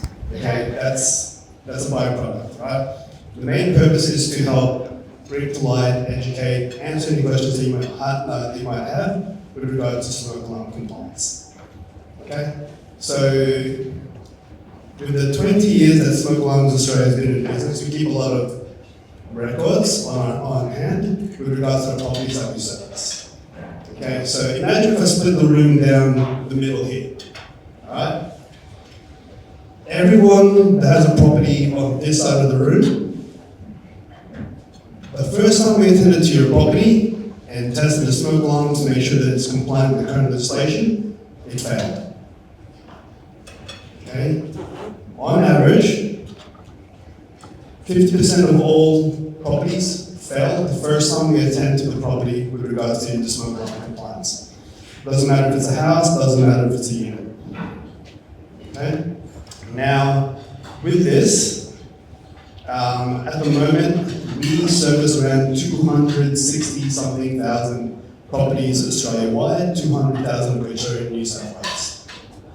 Alright? So why a property can fail smoke alarm compliance? There's a few reasons. One reason might be the smoke alarm is expired. It could be that the batteries were never changed, and as a result it caused damage to the alarm. There could be insufficient alarms in the property. It could be located in the wrong locations. There's a bunch of reasons why a property would fail smoke alarm compliance when we go out and check. So on this, there's two sides. What people normally do to test smoke alarms, or believe that they do to test smoke alarms, and what should be done. Okay? So I need a bit of audience participation, alright? Who has pressed the test button on, doesn't matter if it's an investment or their own property smoke alarm, it beat, and then in your mind, it works, it's fine, I don't need to do anything else. Honestly, put your hands up. Before I started working with Smoke Alarms Australia, I thought the same thing. Okay? The test button actually does two things. It tests if the speaker in the smoke alarm works. And it tests if the 9-volt battery, if there's power running through it. And it tests if there's electricity running to the alarm, if it's a hardwired alarm. That's the only thing it tests. The sensor that picks up if there's smoke, the test button does not do anything for that. So if you press the test button, the smoke alarm beeps, and you think, great, no worries, I'm fine, maybe. But you can't guarantee that. Alright, so I did not know this before I started working with the company. There's actually an expiry date for smoke alarms. 10 years. Who's had their investment property for longer than 10 years? There's a few. I don't know if you've ever had someone change the smoke alarms, or you've changed the smoke alarms yourselves, but there is an expiry date on smoke alarms, just like milk, like best before. It could possibly still work after, maybe not. Right? So what should be done? How do you properly test a smoke alarm? Imagine a spray can, okay? Instead of paint, there's fake artificial smoke in the spray can. That's what we do. We spray the smoke alarm to simulate smoke, to simulate what would happen if there was a fire at this point. The sensors will pick it up, and if it's working, it'll beep. If it doesn't beep, guess what? It's not working, it's faulty, it needs to be replaced. The batteries, doesn't matter if it's a hardwired alarm or a 9-volt battery alarm, the battery should be changed minimum once every 12 months. Okay? There's a bunch of other things that should be done, but those are the main things. Alright? Now, in terms of compliance, there's this thing called dead airspace. Now, most property managers know about this because they normally ask me and I'll tell them. But if you imagine this, the smoke alarm is located normally on the ceiling. Where the wall meets the roof, meets the ceiling, if I put the smoke alarm right at the end, okay, that's not a compliant location. So if you look at the slides, both of them look very similar. It's like spot the difference. The slide on the left side is compliant. The slide on the far side, on the left, is not. Why? So, the Building Code of Australia states that the smoke alarms need to be at least 300 millimeters from where the wall meets the ceiling. If it's within 300 millimeters, not compliant. It's in dead airspace, as it's known, and it needs to be moved. Why is that important, Paolo? I hear you ask. Great question. When there is smoke, it doesn't go up and across. It rolls. Right? Now, if the smoke alarm is right at the end of the, like where it meets, as opposed to the 30 centimeters or 300 millimeters, where it should be at least, that's the difference between, unfortunately, life and death sometimes. Because the whole point of the smoke alarms is for early detection, to let your tenants know, hey, wake up, because normally it happens at night, get out, there's a problem. And so, there are instances where, as a company, we've had to move smoke alarms 5 centimeters, 10 centimeters from where they were previously. We don't do it because we charge more. It's like, great, we can get some more money if we move the smoke alarm. No. The reason why we move smoke alarms is because, one, it needs to fulfill the requirements under the Building Code of Australia. And then second of all, we need to move it to make sure that we're compliant, the tenants are safe, and your property, your investment is compliant. That's why we have to do it. Now, moving on. Right? So this was a little, I don't know, marketing campaign that we had for Halloween last year. Scary things in smoke alarms. So these are real photos of smoke alarms that our technicians encountered in the field. Alright? Now, sometimes smoke alarms beep for no reason. Okay? One common reason why it seems faulty is because of little bugs. Right? Especially at night when all the lights are switched off, some smoke alarms have a little green or a little red light on it. The bugs are curious. They go towards the light. You go inside the smoke alarm and then it trips it, causing these false alarms to happen. Has anyone ever had a beeping smoke alarm in the middle of the night and there's no smoke, there's no fire in the property? Hands up. A few of you. This could be one of those reasons. So when we encounter a smoke alarm like that, we don't try to fix it, we don't try to clean it, we just straight up replace it. Right? Because you never know what damage these bugs might have actually done to those smoke alarms. Now, not just for what I'm saying, but in general, there's a lot of information that's out there with regards to fair trade, with regards to smoke alarm compliance. I can spend 3 hours, probably more, speaking about compliance. I hate to, but I could, right? But because there's so much information, all I do every single day is basically live and breathe smoke alarm compliance. So I should know the ins and outs of it. You don't have to. Your property managers are there to help you. Alright? So if you have a question or you just want clarification that your understanding is in line with what should be happening to your property, is it compliant? Am I doing enough? Am I safe? All that. Ask your property manager. If they don't know, guess what they'll ask? Oh look, hey, thanks for picking up my phone. I got a question for you. I have a landlord who's asking this question. Please clarify. Okay? At the bottom, this says penalty for non-compliance. So, Simon previously mentioned that the Department of Fair Trading are doing their tax, their raids, they're going into businesses.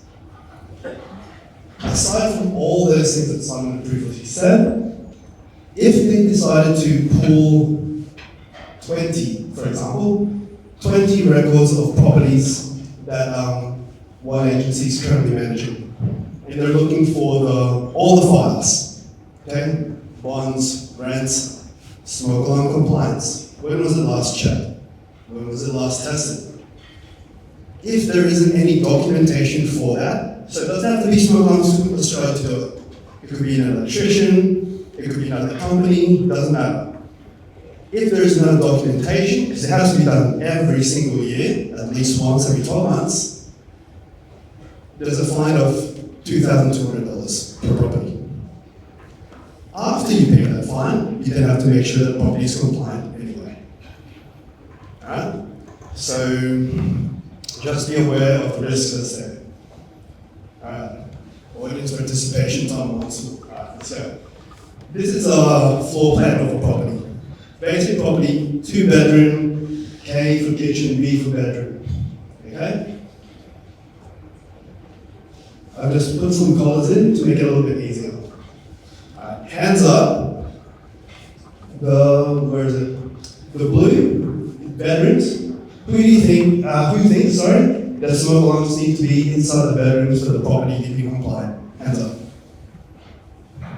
Alright, none? The green, the kitchen. Who thinks there should be a smoke alarm in the kitchen? Hands up. Cool. A few of you. Alright. The top right, the purpley kind of color, that's actually a sunroom. Right? Who thinks the smoke alarm needs to be in there? Anyone? A few? Okay. What about the yellow section in between the bedrooms? Most people put their hand up for that one. Okay. So this is a bit of a trick question, so I'm sorry. Anyone put their hand up for the yellow section? Correct. Alright. The hallway covering the bedrooms in New South Wales for a permanent rental, that's what you need to make sure that the property is compliant. However, the bedrooms, let me go back, in blue, if your property was a short-term residential accommodation, like an Airbnb, we would also need smoke alarms in each of the bedrooms. They have to be interconnected, so when one goes off, they all go off, as well as the sunroom as well, if that's a living area. So if anyone has short-term rental accommodation as one of your investment properties, there's different legislation, that you have to abide by. Most people have this permanent rental, so in this floor plan, you only need this one, the one in that location. Alright. So in the background, you don't see all the things that Smoke Alarms Australia, myself, coordinate with their property managers and with One Agency. I think the biggest thing that we do from all of those things, I think that would be of note, is two things. How we interact with the tenants, right? The ones that you're trying to work together with to make sure that it's all good, all happy, so that there is no need to grants, right? Alright. So instead of saying to the tenant, we need to do a smoke alarm, please be there between 9 and 5 on the 13th of September. What our team actually does is we call the tenants, say, we're going to be in that area on Friday, around 10:30. Are you available to provide access? If they say yes, happy days, great. If they say no, cool, no worries, let us know when you're available, we'll note it down, and then we'll call you the next time you're there. So instead of asking them to take the whole day off or half the day off, we're going to be there within 5-10 minutes of when the scheduled appointment is, making it easier for them, making it easier for you. The second thing I'd like to point out is our 24-hour beeping support hotline for the tenants. So, my colleague, who currently has the bad phone, as we like to call it, the 24-hour beeping support line for the tenants essentially is this. Imagine you get woken up in the middle of the night because one of the bugs was triggering a smoke alarm and just no smoke. You don't know how to switch it off, you're basically going out of your mind. It's a hardwired alarm, so you can't just remove the battery. What to do? So the tenants can actually give us a call anytime, day or night, right? It gets reverted to one of our operations team's phones, and then they can then help them, talk them through how to disarm, how to reset, how to hush, whatever they need to do for that alarm. And then when we're next can attend, we'll then schedule an appointment for us to replace the faulty alarm. Those are the two main things we do for your tenants. And then aside from that, these are all the other behind the scenes kind of things that we do for your agency. For One Agency, your properties. Let's go to questions, right? Yeah, let's go to questions. Does anyone have any questions? We have one here. Can I get over with the microphone? Is it going to be a hard one? This gentleman here. They're going to test me. All right, let's go. I'll do my best. I've got a couple of questions for you. Go ahead. Where do you get that can of spray to spray on the playground? We get ours from a supplier. Can we get it? Yeah, maybe Bunnings. Apparently they have everything there. So I have to go to Bunnings myself to look for it, but yeah. There's a lady next door to me, and she complained that her alarm was beeping. So I checked the battery was pretty new. You checked the batteries? I checked the battery. Okay. It's a hardwired one. And so she called the electrician because the fire brigade doesn't do them unless if they're hardwired, they don't touch them. If they're not, the fire brigade will do it. So anyway, she called the electrician who put it on originally. And he put a brand new one in there. He left, and as soon as he left, it started beeping again. Full disclosure, I'm not an electrician, so I wouldn't know. However, from what I've been told, in situations like that, it could be because the wiring up in the ceiling, there's something that's not done properly, causing not enough voltage to go through the alarm, which normally causes it to be. Should we do it in our own personal homes? And how often? My parents live in their own house. Do you think I let them get away with not getting a smoke alarm test? Probably with you, though. Yeah. Okay. Let's do it like this. Who works at least one day from home? Hands up. So I notice a tax deduction. Oh, that's a good one. I like that. I mean, it's for your house, right? Doesn't matter if you're gonna just do 1 hour of work, whatever it is. It's still to make sure that your workplace is safe, right? So if we were going to do the smoke alarm compliance or an electrician or anyone else, I highly recommend best practice is get your smoke alarms tested once a year, even if it's a owner occupier. Okay, awesome. I'm going to claim that on taxes. Got to get something back. Thank you. Well, ladies and gentlemen, would you kindly thank Pablo? Thank you. So, quick question. Who's over compliance? Are you ready to sell out? Yes. I'm not letting you, sorry. I guess I come back to the very start. Obviously, no strategy. Know the reason why you got your property. These bits and pieces that we're discussing with you tonight are part of the journey of owning an investment property. So our next speaker and our last speaker is Talbot Strickland from National Australia Bank. He is going to make the fairy tale really well. Well, I hope. He's going to tell you how you're going to make millions of dollars out of your investment property. I hope. Don't know. But would you kindly welcome Talbot up to his stage? Well, good evening everyone, and I know speaking of many kind of seats coming on after the dinner course is always the hardest one, but I'll try and be relatively brief. So in my presentation, I want to give you a bit of a description for where we're seeing the trajectory of interest rates, how some of those international headwinds that Simon was talking about earlier, how that's impacting the total markets, also how that's impacting the Australian economy, and of course our views on the property market in general. So in terms of our view of the RBA cash rate, and we think the RBA will cut the cash rate a few more times. So we're looking for a cash rate cut in July, another one in August, and another one in November, bringing the RBA cash rate down to 3.1%. We don't really see too much scope for the RBA cash rate to go much below 3.1%, and that's mainly because inflationary pressures, particularly for firms, are still relatively elevated. What's really helping inflation come back towards target is margin compression and profitability squeeze on firms.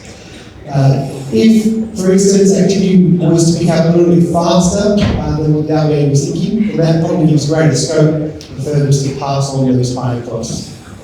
And I think this chart here on the left-hand side there is a really good indication of that. So as part of the NAB business survey, we surveyed about 400 businesses a month. We asked them a whole lot of questions. Some of the questions we asked them is what your cost growth area. Most of them are still saying their labour costs are growing at relatively robust rates, their purchase costs are growing at relatively robust rates, but their final price rate is not growing at robust rates. As a consequence, in our surveys, profitability is going backwards. In our surveys, margins are being squeezed. And that's looking at inflation back to its target. But as I was saying before, to me that suggests a relatively shallow interest rate cut cycle. You don't want to be picking up too much, otherwise inflation will exceed that target. To give you some indication of how that's playing out across Australia, the chart on the right hand side there gives you a perspective of how that's playing out on the ASX 200. So operating margins, very simple, even of revenue, they've been falling on the ASX 200 over the past couple of years. As part of our business survey, we also survey firms and we divvy it up into different industry sectors. Just to give you a bit of description for how things are going on in the economy, the retail side is still very, very weak. Retail obviously being hit by a lot of the cost of living pressures, but also the digital disruption that's occurring in the space. I was looking at this data recently, and the share of online retail for non-food now stands at about 18%. The share of online retail for food now sits about 8%. I think this space has further room to grow. I was looking at the UK data recently. The share of online retail in the UK is 27%. So that shopping strip that has retail there, that's doing goods retail, is going to continue to feel a lot of pressure. So that's one thing to be aware of. I thought I might give you a bit of a description for how, as Australia's largest business bank, how we're seeing it across our balance sheet. So these two charts show you net credit cards and debit cards split up by different capital cities and also split up by different age cohorts. Key thing to know is Victoria, or Melbourne, has been the softest spot in the industry economy. New South Wales or Sydney will be relatively resilient. So a lot of the anecdotes you've heard about softness right across the Australian economy, a lot of that softness is actually concentrated in the state. The state is Victoria. The key question you have to ask yourself as a property investor is that the low point in the Victorian cycle? In which case, it would actually be a pretty good opportunity to have a look at the Victorian property market. I say that because over the past couple of months, you've seen Victorian house prices start to rise after very, very prolonged underperformance relative to other capital cities. To the extent where a median dwelling in Brisbane is now more expensive than a median dwelling in Melbourne. To the extent where a unit in Adelaide is more expensive than a unit in Melbourne. So big changes in dwelling price relativities have occurred. The chart on the right-hand side there shows you the age breakdowns of our card holder spend. What we have observed is the weakest split in terms of our card holders has been the under 25s. So really being squeezed by what's going on in the rental market, we're hearing about rents. Rents have increased quite substantially in the past couple of years. The other squeeze that's been occurring is in the 45 to 54-year age group. And they're the ones who are paying the higher mortgage costs. Fortunately, in our view at least, with further interest rates coming through, that should loosen up cash flows in that cohort, and you should actually start to see things start to pick up for that moving. While there has been a bit of subduedness over the past 6 months, we are still very much of the view that the Australian economy is in for a soft landing. Still view the unemployment rate remaining low. Unemployment rate at the moment is at 4.1%. Prior to the pandemic, it was 5.2%. When you look at household balance sheets, they're still in really incredibly good shape. You look at the amount of money sitting in offset accounts, that's offsetting about 11% housing debt. Well, to put it another way, the amount sitting in offset accounts sits about $300 billion. So as interest rates fall, as households become a bit more comfortable with the inflation environment, that presents quite a potential source of liquidity going forward. Yeah, just coming back to my earlier point in terms of the shallowness of the interest rate cut cycle.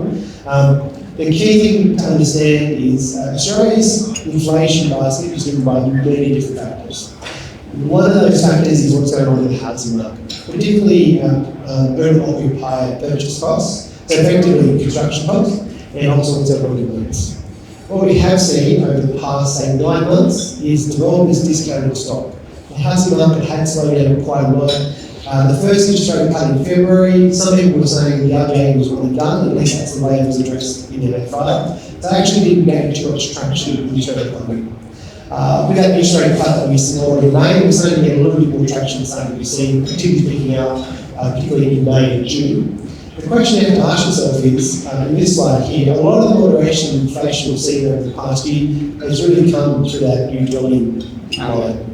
If the housing market is so tight, then I really can't see too much development discounting going on. In that respect, the inflation industry, the RBA's target is less likely. Inflation perhaps averaging a little bit higher than the RBA's midpoint is more likely, and so to us that suggests a relatively shallow rate cut cycle.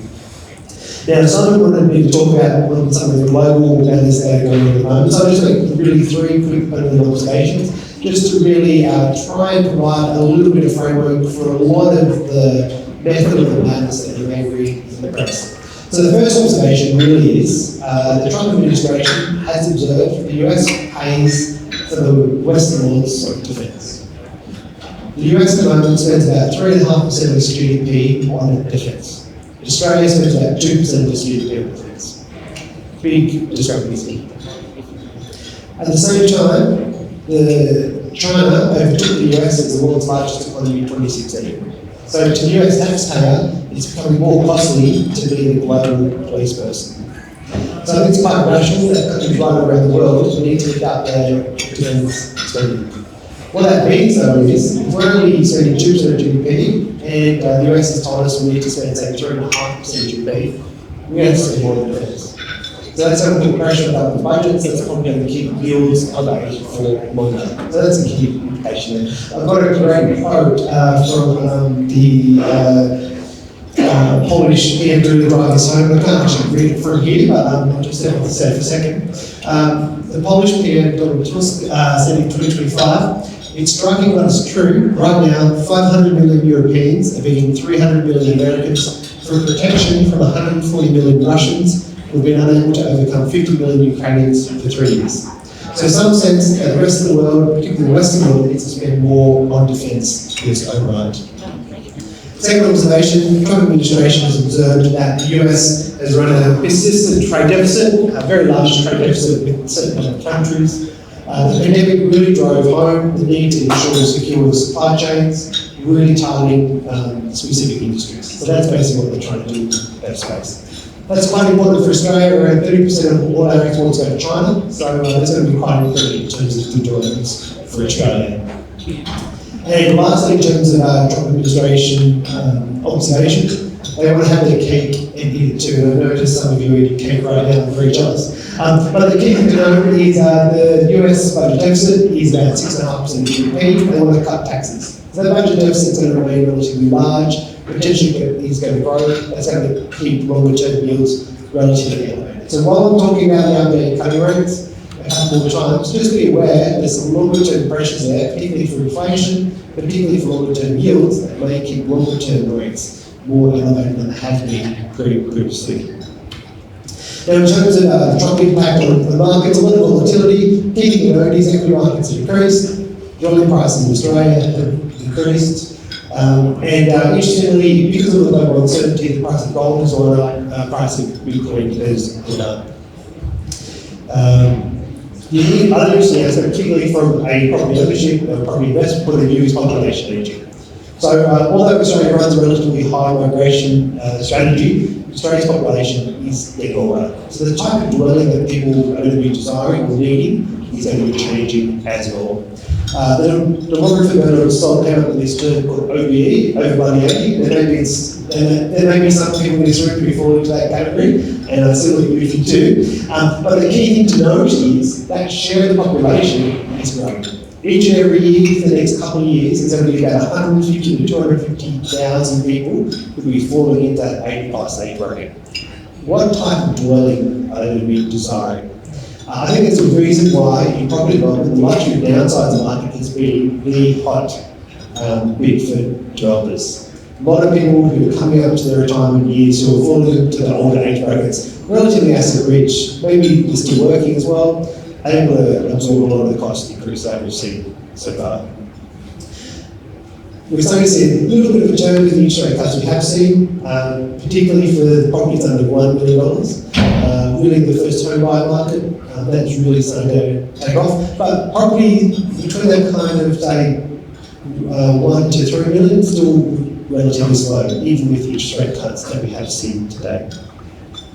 Yeah, just very quickly, in terms of the housing market and how the economic impacts more generally. First thing to note, very divergent conditions right across Australia. So if you've got property portfolios right across Australia, no doubt you're seeing divergent conditions. Victoria noted, very, very weak in our surveys. But the key thing is you have to ask yourself, is that the bottom of the market? And if it is, then that may present some opportunities. New South Wales is about average, and Queensland still remains the strongest state in Australia, will remain strong for quite some time. With a whole Olympic build out to come, population growth is not very strong. I'm very, very bullish on Queensland. Unemployment rates are very, very low. I mentioned before how Australia's unemployment rate is at 4.1%. Prior to the pandemic, it was 5.2%, much tighter labour market now than we had prior to the pandemic. Above the unemployment rates for some areas around here. Key thing to note is unemployment rate around these areas is still much lower than it was prior to the pandemic. So if you find it hard to get labour, this is one of the reasons. Population growth, as Simon was saying, very, very strong. The government is still running a relatively high migration strategy. At the peak of the pandemic, Australia's population growth was running about 2.5%, which is incredible. That's scaled back to about 1.7%. Prior to the pandemic, Australia's population used to grow by about 1.5%. That's pretty much where the government is wanting population growth to be. So not really seeing too much change in terms of the underlying population growth dynamics. I mentioned before how there's been big changes in terms of relative house price dynamics. Now this is quite important in terms of rental yields and those kind of things, but one thing that I find really interesting, just from a casual observation, is Darwin. So prices in Darwin have been relatively flat, and prices in Darwin used to have relatively high movement to prices, say, in Adelaide. At the same time, though, when you look at, at the same time, although price growth in Darwin has been relatively soft, rent growth in Darwin has been relatively strong. The rental yields have been actually relatively outperforming Darwin compared to other capital cities. So I find that quite interesting from an investment point of view. Rental vacancy rates are incredibly low. They have widened a little bit at the peak of the interest rate hike cycle as rents really took off, and as people who've stored more space during the pandemic, rent-wise, had been forced to cohabitate and form new households together. That seems to be over now, and now with population growth still relatively robust, you're getting residential vacancy rates falling back to everything. So that's only broadly improving for the rental growth. Indeed, when you look at rental growth, it's still running a relatively robust rates of growth. The key constraint to rental growth is really rental affordability. There is a structural undersupply of buildings in Australia at the moment. In terms of new building supply, still very, very problematic. I know someone was talking about being very mindful of new developments that go along, and I think that's quite right, especially with the new changes that New South Wales government has put in. The budget on Tuesday, it was Tuesday, Wednesday, Tuesday came through with some schemes that allow developers to have pre-commitments underwritten by the state government. And so I think that's going to accelerate some of the developments so be very mindful of that for your investment properties. But in terms of actual costs for developers, costs for developers are starting to stabilise. Imported steel product prices are falling. Imported plumbing product prices are falling, so that's really positive for the new dwelling supply. What is still problematic though is domestically produced materials, still running at relatively robust rates of growth. The other area that is of interest is the government side of the economy. The government share of the economy is now the highest since the 1980s, really crowding out the private sector. This is most evident in construction. A lot of infrastructure projects government funded, crowding out residential development. Now with the IT boom, you have to say some of the IT investment, particularly data centres, may be also starting to crowd out some of the resi side as well. So I think that's an important aspect. I appreciate a couple of ground, but to really summarise it in 3 key points is one, our view, we expect 3 mortgage rate cuts, one in July, then in August, then in November, bringing the RBA cash rate down to 3.9%. Still expecting a relatively shallow rate cut cycle, mainly because cost pressures for firms are still elevated. Most of the moderation in inflation we're seeing is coming through margin pressure. The key warning about that though is allow the economy to pick up too much, then inflation may settle a little bit above the midpoint of the RBA's 2-3% target. Local things are going on. A lot of people will focus on the method and the madness, but if you bring it down to the 3 key pertinent observations from the Trump administration, I think it's quite fair that countries should pay more in terms of defence, but that at the same time is going to pressure the budget deficit, so to keep yields higher. The US is targeting the extent of their trade deficit. That creates opportunities for Australia, but also creates a possibility of future tensions. And the third one is the US is trying to have their cake and eat it too, especially in regards to the size of the budget deficit. That's probably going to keep yields elevated for a little bit longer.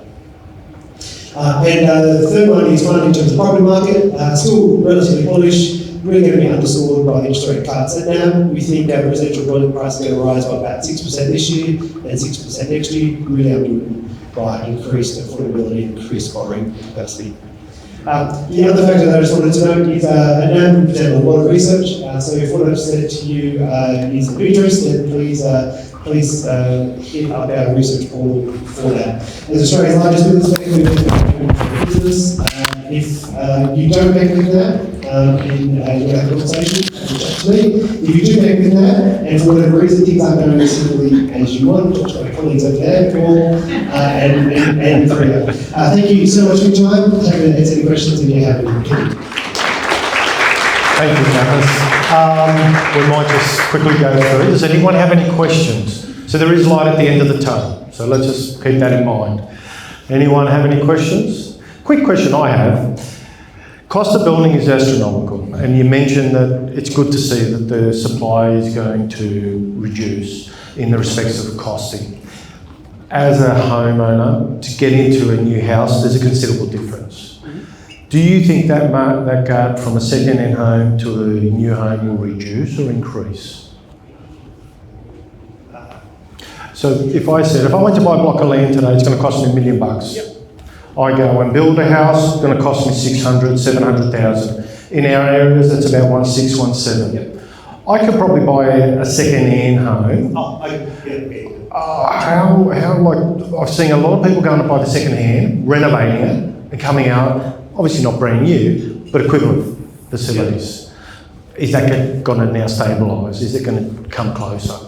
Yeah, possibly. We've been running, if you do elementary finance course, you'll be aware of total skew, so market value, replacement value. So we've been doing a few trends in that, and still, the market value would have to exceed cost growth by about 17 percentage points for it to equilibrate with its long-term value.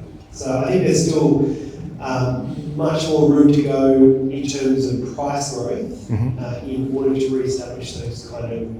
Get those gaps again. Yeah. Okay. And so in the structural undersupply dwellings, we increased affordability, then maybe that's how you get to that point. Okay, so obviously we're probably going to see prices rise in the second-hand market for some time yet to come, hopefully. Okay. Tapas, thank you very much once again. Thank you.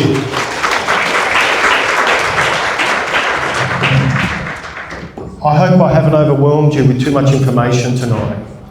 I hope we've provided some value to you this evening, and I hope I haven't opened up too many cans of worms. But tonight couldn't be made possible without our guest speakers.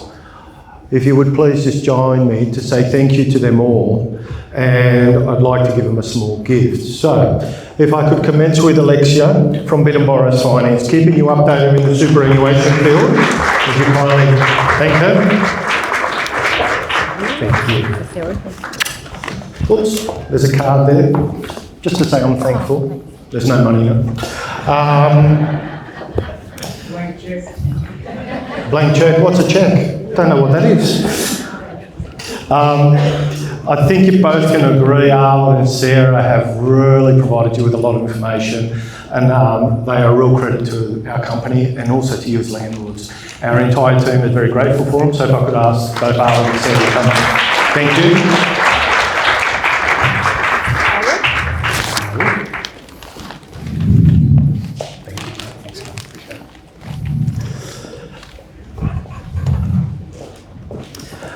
Obviously to protect us from not being burnt down, Pablo, thank you kindly for your information and the great tax advice you gave us. It was excellent. I love it. Thank you very much.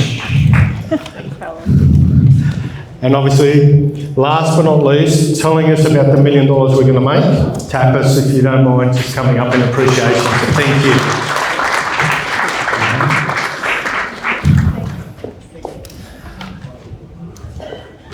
Ladies and gentlemen, this tonight has been hopefully a great event. We try and do them biannually.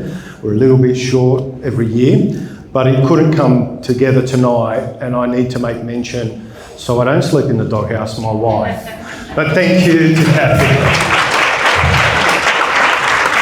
Nick, if I could ask you, now we've got the lucky draw prize. If I can invite Nick up to pick. Like I said, I don't know what you're going to win, so...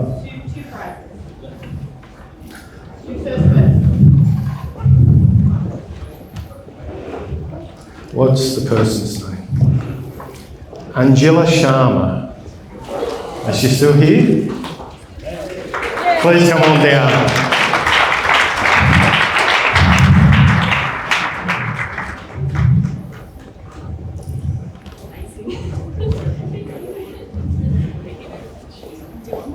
One more. Why not?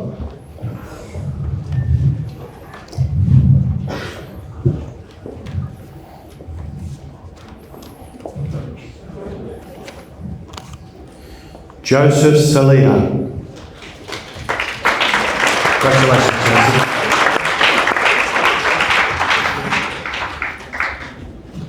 Thank you. Ladies and gentlemen, this comes to the conclusion of our evening. I'd really like to say thank you for everyone attending. I really hope the information for you this evening has been helpful. I couldn't do it without the commitment of our team. And if I could once again just ask my staff and my team to please be upstanding, and would you kindly thank them? It's for them that we do.